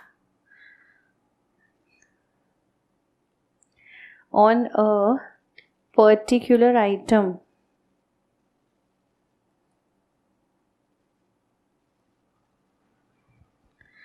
which was originally purchased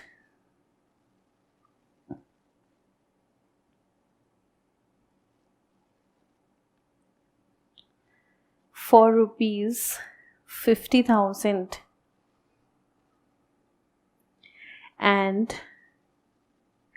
was sold during the year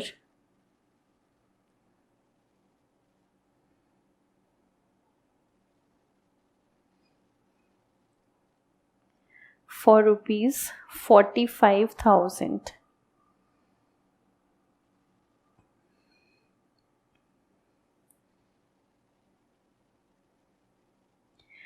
Except this transaction,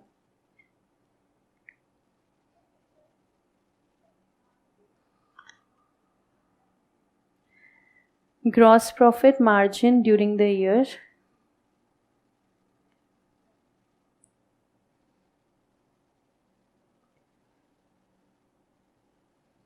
was 20% on sales.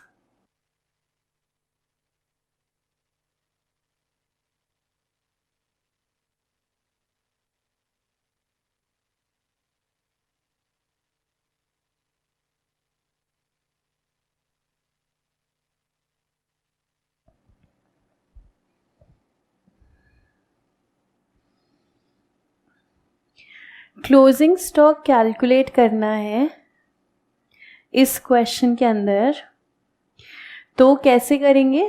हमारी वही COGS वाली इक्वेशन की मदद से हम करेंगे, तो जिसमें हम क्या करते हैं, sales minus COGS is equals to GP, और यहाँ पर COGS का फॉर्मूला डालते हैं, इस इक्वेशन में बाकी सब चीज़ें डाल देंगे तो हमें मिल जाएगा क्लोजिंग स्टॉक। ठीक है, तो क्लोजिंग स्टॉक निकालेंगे कैसे? हमारी वही simple equation, opening stock, purchases, direct expense, sales, gross profit, plus minus करेंगे, क्लोजिंग स्टॉक मिल जाएगा। अब जब हम क्लोजिंग स्टॉक निकालेंगे तो कुछ चीज़ों का हमेशा ध्यान रखना है, वो है एक्सक्लूजन्स। कौन सी ऐसी चीज़ें हैं जो हम क्लोजिंग इन्वेंट्री कैलकुलेट करते समय कंसिडर नहीं करते हैं। सबसे पहले और सबसे इम्पॉर्टेंट है, कुछ भी एबनॉर्मल चीज़ को हम इन्वेंट्री के अंदर कंसिडर नहीं करते हैं। ठीक है, अब देखो स्टॉक एबनॉर्मल कैसे होता है। जैसे आप एबनॉर्मल कब होते हो? जब आप अपना मेंटल बैलेंस खो देते हो, तब आप एबनॉर्मल हो। और आपने कहा मैम जब हम इन्वेंट्री पढ़ रहे हैं तब हम एबनॉर्मल हैं। हाँ, लेकिन स्टॉक एबनॉर्मल कैसे होता है? स्टॉक एबनॉर्मल होता है अननेसेसरी उसके अमाउंट को कम करने से। नॉट पर्टिकुलरली अननेसेसरी, लेकिन जनरली नहीं करते। इस केस में किया हमने, जैसे क्वेश्चन ने यहाँ पर लिखा, भाई हमने एक आइटम में से ना 17,500 रुपये कम किए। क्यों किए? जनरली हम नहीं करते। उस केस में कोई रीज़न रहा होगा, या तो इन्वेंट्री मेरी डैमेज हो गई है, या जिसको मैं बेच रही हूँ उसने उसको इस प्राइस पे लेने से मना कर दिया है। बेसिकली नेट रियलाइजेबल वैल्यू जो है वो किसी वजह से एबनॉर्मली कम हुई है, तो हमने 17,500 माइनस किया है। लेकिन ये काम हम नॉर्मली नहीं करते, और इतना माइनस करने के बाद फिर हमने उस चीज़ को 45,000 में बेचा। नॉर्मली हम ऐसा नहीं करते। नॉर्मली मेरा जीपी क्या है? 20% ऑफ सेल्स। लेकिन यहाँ पर मेरा मार्जिन कुछ अलग है, तो इसको हम बोलते हैं एबनॉर्मल। तो अकाउंटिंग स्टैंडर्ड 2 सेज जब भी आप इन्वेंट्री को वैल्यू करोगे तो जितना भी आपके एबनॉर्मल चीज़ें हैं ना, सबसे पहले उनको हटाओ। वो आपके क्लोजिंग स्टॉक वैल्यूएशन का पार्ट नहीं बनेंगी। तो हमने कहा भी कहाँ जाएंगी, तो उसको हम P&L में अलग से देखेंगे। स्टॉक वैल्यूएशन में से आप उसको हटाओ। ठीक है, एबनॉर्मल आइटम हटा देंगे। दूसरा, स्टोरेज कॉस्ट आप सारी की सारी हटाओ। स्टोरेज कॉस्ट मतलब गोडाउन का रेंट, वेयर हाउस की इंश्योरेंस, गोडाउन के गार्ड की सैलरी, ये सब स्टोरेज कॉस्ट हैं। ये कोई भी कॉस्ट का पार्ट नहीं बनेंगी। देखो लॉजिकली भी नहीं बननी चाहिए, क्योंकि अदर कॉस्ट जा रही है लोकेशन तक ही, और स्टोरेज कॉस्ट होती है लोकेशन पे जाने के बाद। तो स्टोरेज कॉस्ट लॉजिकली भी हमारे इन्वेंट्री वैल्यूएशन का पार्ट नहीं बनेंगी। Third, administration overhead. Administration overhead यानी कि सैलरी, रेंट, डेप्रिसिएशन, डेफिनेटली ये सब चीज़ें हमारे इन्वेंट्री की कॉस्ट का पार्ट नहीं बनेंगी। कोई मतलब ही नहीं है स्टॉक के साथ। उसके बाद सेलिंग एंड डिस्ट्रीब्यूशन, सेल्समैन की सैलरी, सेल्समैन का कमीशन, डिस्काउंट, बैड डेट, अगर ये ना भी लिखते तो भी हमें पता है कि ये चीज़ें इन्वेंट्री की कॉस्ट का पार्ट नहीं है। अब अगर हम अपने क्वेश्चन पर आएँ तो यहाँ पर opening stock, purchases, manufacturing expenses, क्या ये हमारी इन्वेंट्री की कॉस्ट का पार्ट होते हैं? तो आंसर इज यस, क्योंकि ये सामान को बना रहे हैं, मेरी इन्वेंट्री को बनाने का खर्चा है। मैन्युफैक्चरिंग एक्सपेंस हमारी कॉस्ट का पार्ट बनेंगे। क्या हम सेलिंग एक्सपेंस लेंगे? नहीं, AS2 ने मना कर दिया।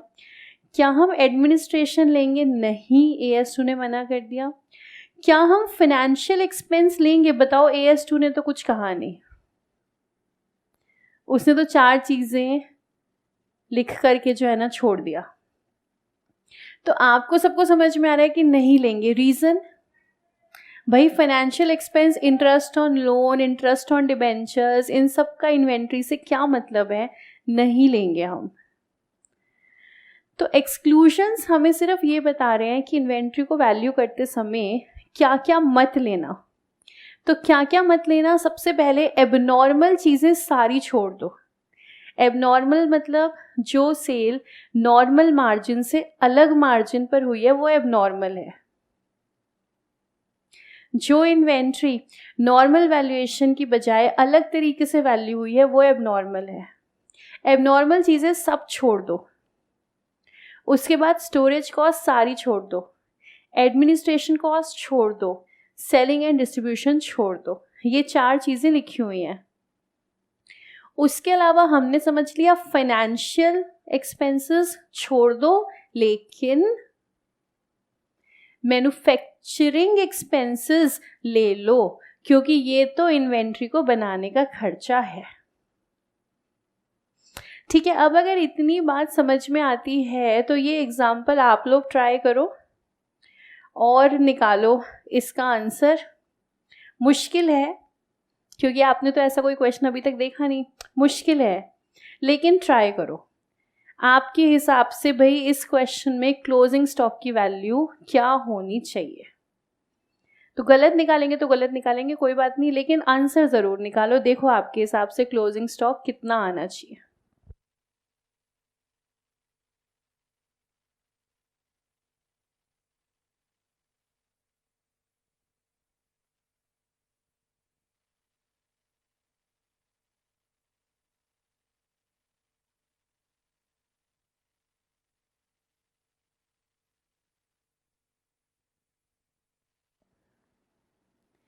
आंसर आने शुरू हो चुके हैं। दीपांशु कह रहे हैं 59,000, प्रीशा कह रही हैं 76,500।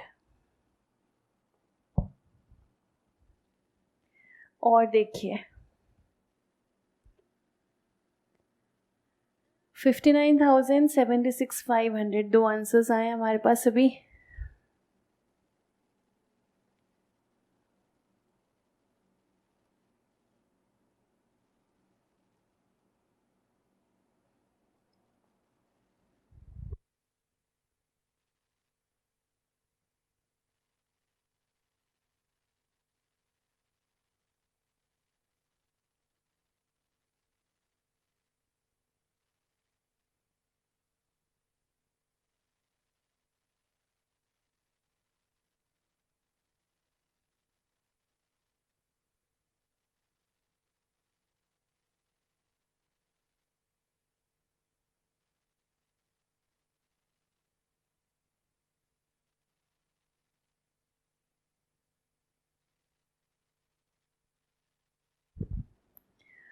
यश कह रहे हैं 47,500 और अमन बहुत आगे जा चुके हैं। अमन आप कह रहे हो 9,87,500। और मनशी आई होप मैं आपका नेम ठीक प्रोनाउंस कर रही हूँ। मनशी कह रहे हैं 54,000। मुस्कान कह रही हैं 76,500। आदित्य कह रहे हैं 59,000। और अफसोस सही जवाब नहीं आया हमारे पास अभी तक।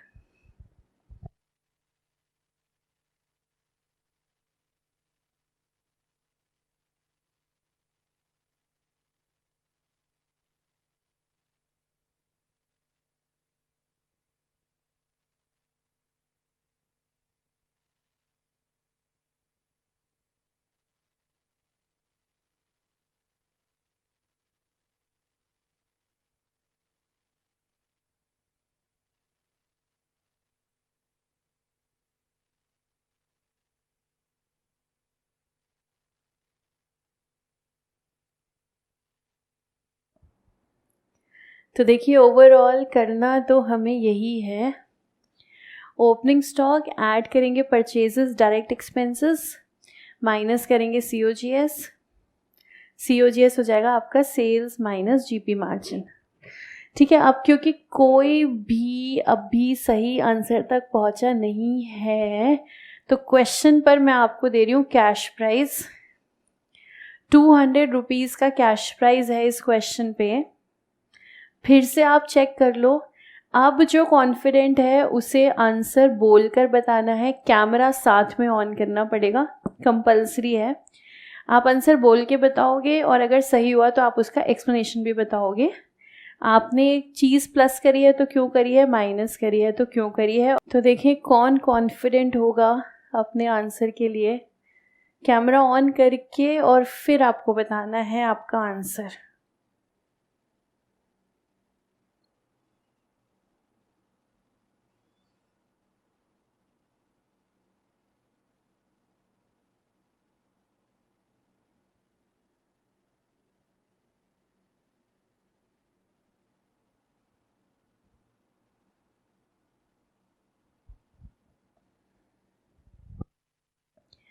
मैंने अनम्यूट कर दिया है आप सबको। हाँ जी, प्रीशा ट्राई करना चाह रही हैं। हाँ जी प्रीशा, ट्राई कीजिए, ज़रूर कीजिए, बताइए।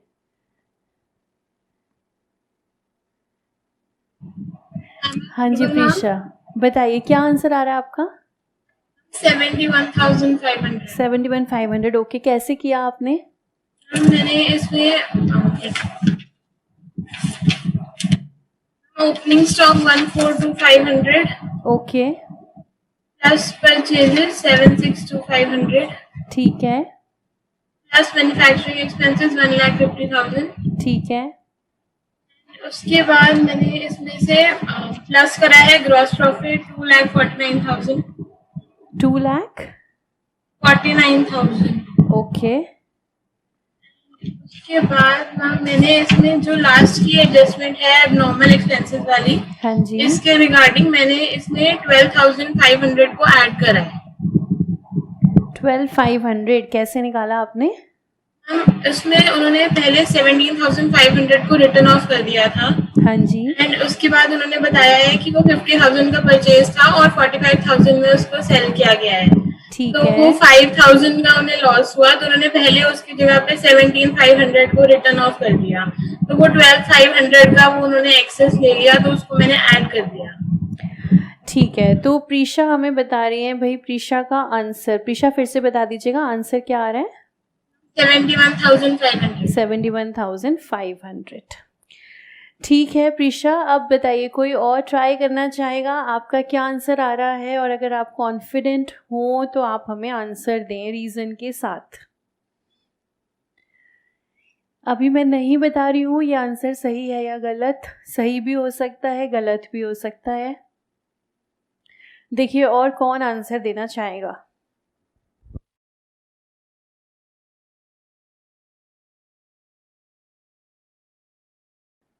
टाइम है आपके पास, हमें कोई जल्दी नहीं है, आराम से सॉल्व कीजिए, उसके बाद आंसर दीजिए।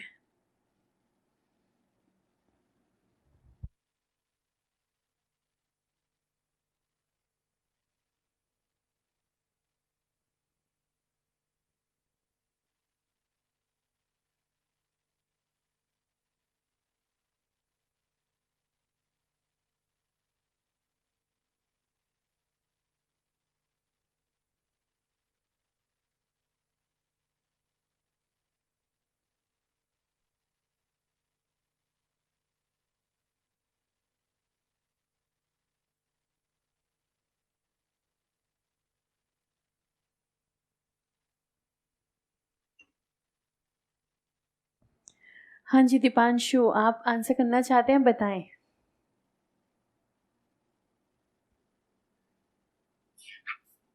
मैम पहले ओपनिंग इन्वेंट्री पहले अपना आंसर। मैम 59,000। हाँ जी 59,000। 59,000, ओके। बताइए क्या किया आपने? मैम ओपनिंग इन्वेंट्री की बनती है हमें 1,42,500। आपकी वॉइस क्लियर नहीं है। Opening inventory 142,500। Yes ma'am. उसके बाद? मैम परचेजेस ऐड कर दिए 7,62,500। ठीक है। मैम फिर मैन्युफैक्चरिंग एक्सपेंस ऐड कर दिए 150, ओके। Yes ma'am. फिर लेस कर दिया मैम COGS डायरेक्ट लेस कर दिया 45,000 का 20% निकाल के 9,96,000 आ रहे थे ma'am COGS। Okay ma'am total उसका आ रहा था 10,55,000 लेस ठीक है। 9,96,000।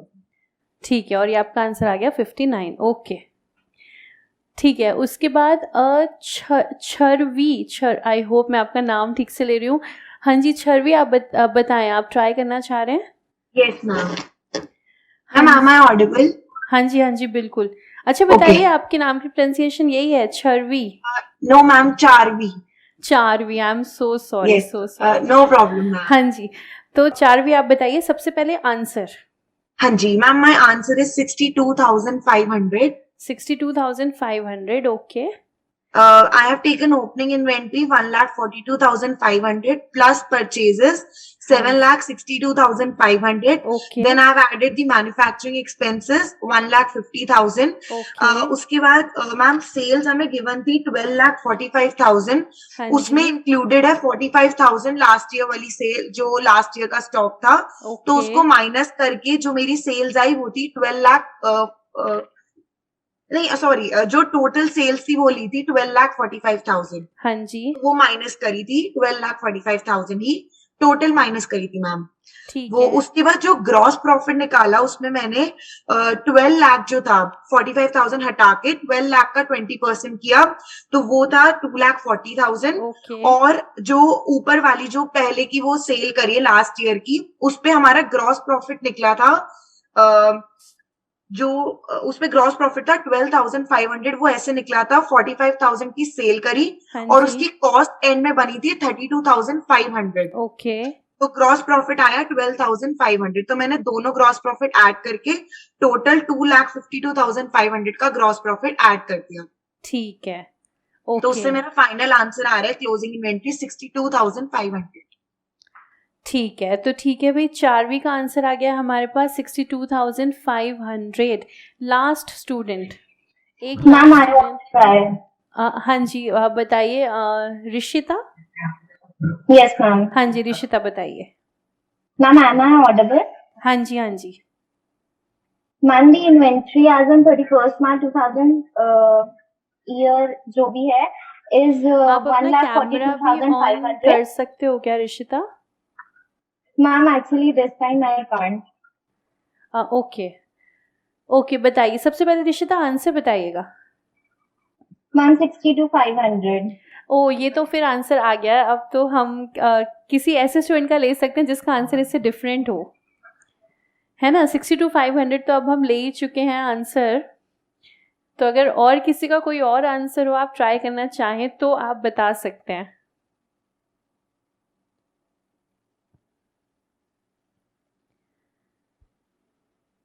अच्छा, तो प्राप्ति कह रही है मैम मेरा भी सेम है. और कोई ट्राई करना चाहेगा किसी का डिफरेंट आंसर? अमन आप कह रहे हैं 41,500. क्या आप देना चाहेंगे रीजन, एक्सप्लेन करना चाहेंगे? Yes ma'am. Ma'am am I audible? हाँ जी हाँ जी बताइए.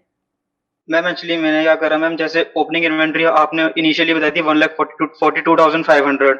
हाँ बट जी. मैम उसमें से मैंने पहले 17,500 माइनस कर दिए. आप थोड़ा ज्यादा ही ऑडिबल हो, थोड़ा धीरे बोलो. Okay ma'am. हाँ, तो ओपनिंग इन्वेंट्री के बाद क्या किया आपने? मैम उसमें से ना मैंने 17,500 माइनस कर दिए तो वो 1,25,000 बन गई. ठीक है. एंड मैम मैंने purchases and manufacturing expenses as it is रखे. परचेजेस नॉर्मल 7,62,500 ठीक एंड है. Manufacturing expenses 1,50,000. Okay. And ma'am मैंने ना फिर ग्रॉस प्रॉफिट निकाला. ठीक है. सेल्स जो ग्रॉस प्रॉफिट मैंने सेल्स पर ही निकाला 20% ऑफ 12,45,000 जो क्या था 2,49,000. ठीक फिर है. उसके बाद मैम मैंने ना एक टी शर्ट ट्रेडिंग अकाउंट बनाया. फिर मैंने अगर अच्छा. उसके थ्रू निकाला तो क्लोजिंग स्टॉक मेरा 41,500 आ गया. ओके ठीक है अमन, ठीक है. तो अब आप लोग मुझे पहले सभी ये बताइए, प्रीशा के आंसर को हम ए कर देते हैं, दीपांशु का आंसर बी है, चारवी का आंसर सी है और अमन का डी है. तो पहले आप लोग बताइए कितने स्टूडेंट्स का कौन सा आंसर आ रहा है, ए बी सी डी. तो C, A, C, B, A, D, C, A, B. बहुत ही बढ़िया. तो मतलब आप लोगों ने सारे ही आंसर निकाल लिए हैं, बहुत बढ़िया. तो सबसे पहले मैं आपको बताऊं करेक्ट आंसर बता दूं, क्योंकि फिर उसके बाद आप निकाल लोगे. क्या कहते हो, है ना? करेक्ट बता देती हूँ, फिर आप अपने आप पहुंच जाओगे आंसर तक. नहीं, करेक्ट आंसर यहाँ पर चारवी का है. 62,500 इज द करेक्ट आंसर. तो जिन्होंने भी निकाला है वो मुस्कुराएंगे. 62,500 करेक्ट आंसर है. तो चारवी उम्मीद करती हूँ आपने आज ही क्लास में किया होगा first time. Yes ma'am. Very good. तो चारवी का आंसर करेक्ट है और सबसे पहले भी आया है, मतलब जितनों के आंसर 62,500 हैं उसमें। ठीक है, तो चलिए अब हम लोग मिलकर देख लेते हैं 62,500 आंसर कैसे आ रहा है।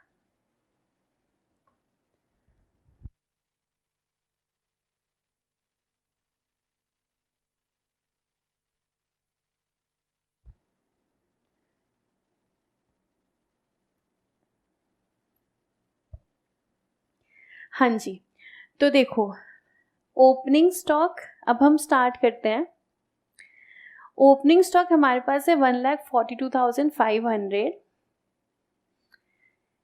ऐड किए परचेजेस और मैन्युफैक्चरिंग एक्सपेंसेस, ये एज इट इज़ हैं 762,500 एंड 1,50,000। ठीक है, अब अगर आप लोग सुन पाए थे चारवी की एक्सप्लेनेशन, 62,500 करेक्ट है, लेकिन जैसे उन्होंने किया है वो भी करेक्ट है और मैं आपको दूसरे तरीके से बता रही हूँ, तो दोनों तरीके से कर सकते हैं, जैसे भी आप करना चाहें। अब मैं आपको दूसरे तरीके से बता रही हूँ। अब हम क्या कर रहे हैं, ओपनिंग स्टॉक लिया 1,42,500। इस ओपनिंग स्टॉक के अंदर कुछ चीज़ एबनॉर्मल है।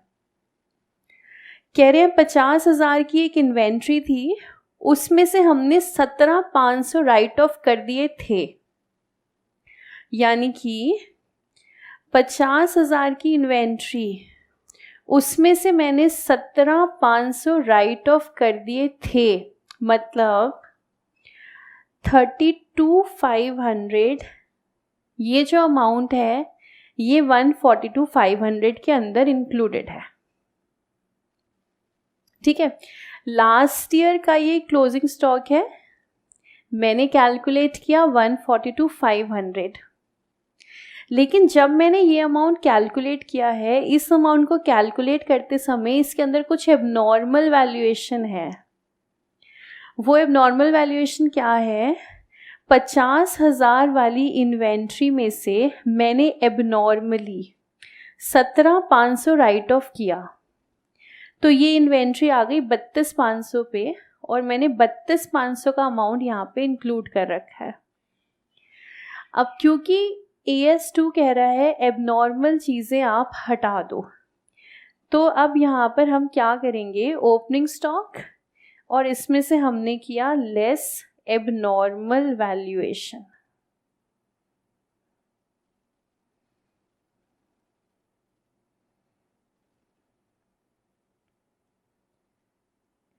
एबनॉर्मल वैल्यूएशन 32,500 के अमाउंट की।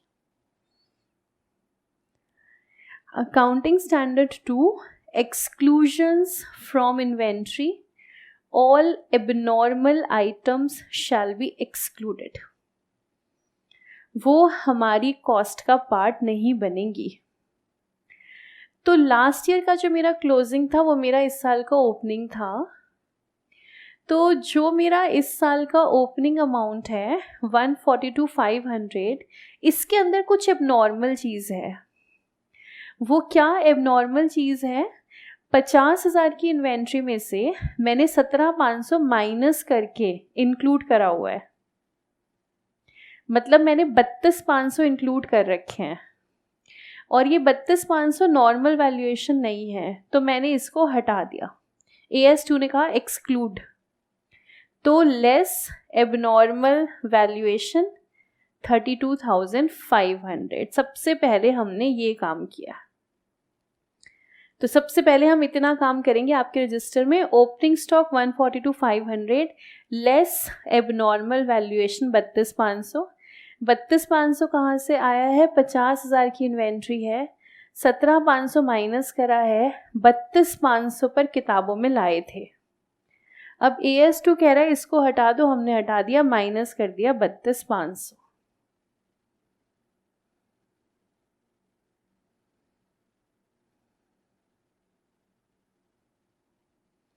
तो जितना हमारा एबनॉर्मल अमाउंट है उसको हम हटा देंगे। तो 142,500 के अंदर कितना अमाउंट जुड़ा हुआ है एबनॉर्मल, 32,500, ये हमने हटा दिया। उसके बाद हमने लिखा परचेजेस 762,500, मैन्युफैक्चरिंग एक्सपेंसेस 150, फिर हमें निकालना है COGS। COGS कैसे निकालते हैं? Sales minus GP। सेल्स हमारे पास पूरे साल की है 12,45,000, लेकिन इस सेल के अंदर एबनॉर्मल सेल है कितने रुपए की? 45,000 की। मैंने वो सेल में से हटा दिया, मैंने सेल में से लेस कर दिया एबनॉर्मल सेल।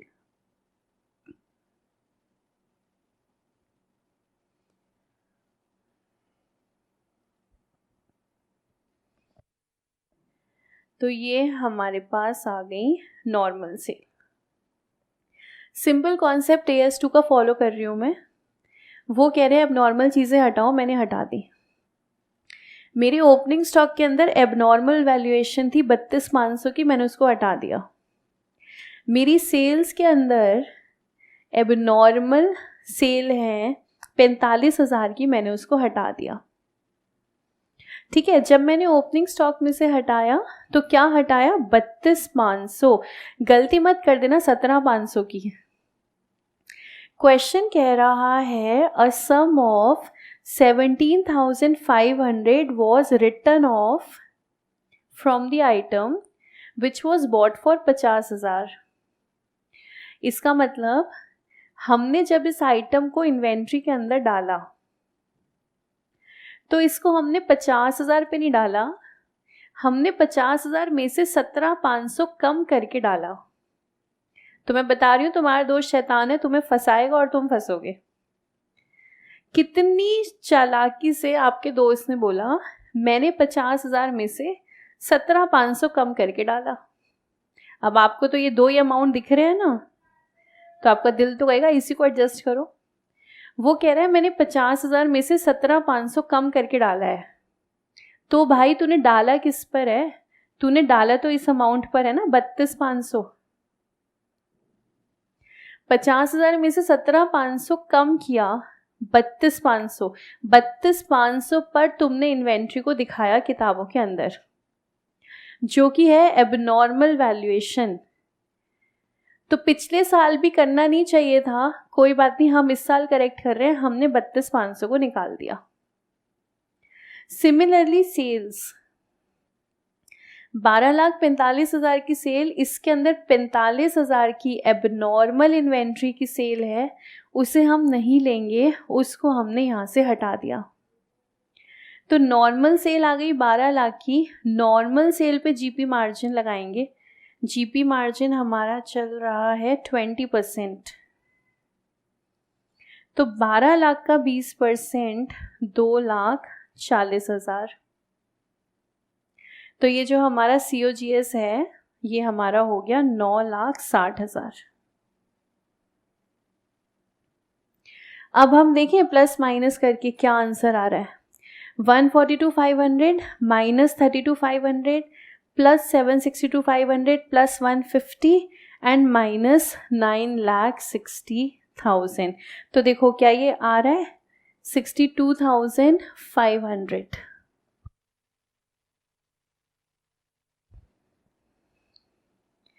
है ना। और जो चार्वी ने किया था वो इससे बिल्कुल हटके तरीका था।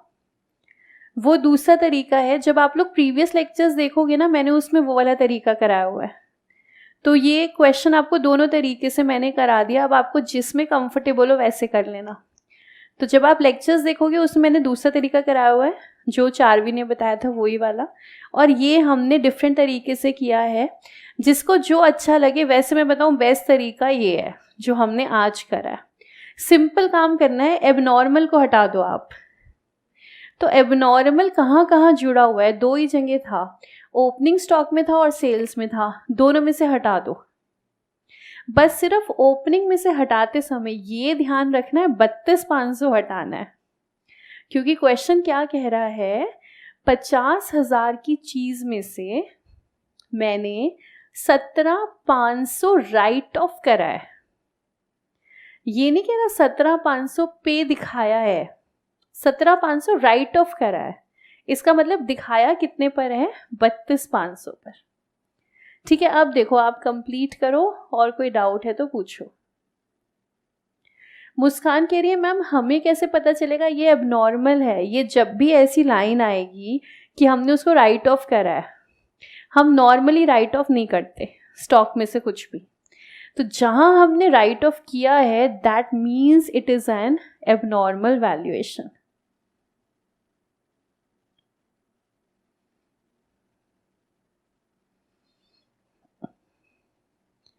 तो ये हमारा सिंपल सा क्वेश्चन है। तो एक बार फिर से देख लेते हैं हम इस क्वेश्चन को। इसमें हमारे पास ये इंफॉर्मेशन है। इंफॉर्मेशन देखें तो इंफॉर्मेशन के हिसाब से हम ओपनिंग स्टॉक ले लेंगे, परचेज ले लेंगे, मैन्युफैक्चरिंग एक्सपेंस ले लेंगे, सेलिंग नहीं लेंगे, एडमिनिस्ट्रेशन नहीं लेंगे, फाइनेंशियल नहीं लेंगे, सेल्स हम डेफिनेटली लेंगे। अब क्वेश्चन कह रहा है ये जो आपने इन्वेंट्री वैल्यू करी है 31 मार्च को, यानी कि ये वाली इन्वेंट्री,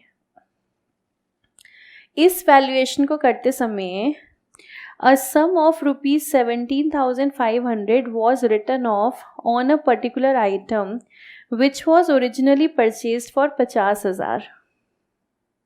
तो कायदे से हमें 50,000 रुपये इन्वेंट्री में लेने चाहिए थे, पर क्योंकि किसी वजह से हमने 50,000 में से 17,500 राइट ऑफ कर दिए, 50,000 में से 17,500 राइट ऑफ कर दिए, इसलिए हमने इस अमाउंट के अंदर 32,500 रुपये डाले हैं। नॉर्मल इन्वेंट्री होती 50,000 पे जाती, किसी वजह से मैंने 17,500 राइट ऑफ किए, राइट ऑफ करते इन्वेंट्री अब नॉर्मल हो गई और मैंने 32,500 पर इसको इंक्लूड कर लिया। अब क्योंकि मैं नेक्स्ट ईयर की वैल्यूएशन कर रही हूँ, AS2 ने कहा एबनॉर्मल हटा दो, मैंने उसको यहाँ से हटा दिया।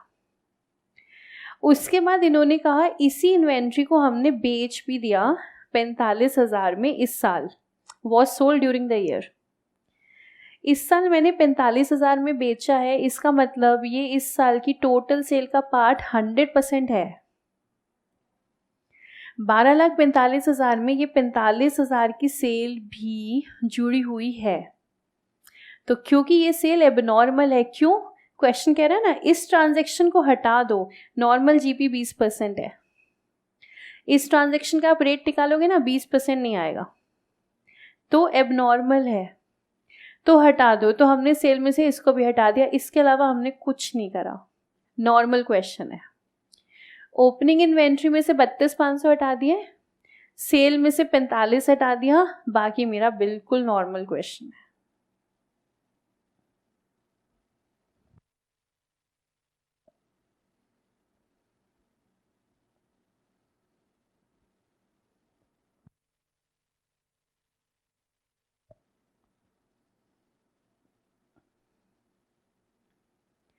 ठीक है, तो सभी कह रहे हैं कि ये क्वेश्चन जो है एकदम क्लियर है। ठीक है, तो चलिए फिर आज के लिए इतना ही, कल फिर मिलेंगे आपसे। Thank you so much and मुस्कुराते रहिए।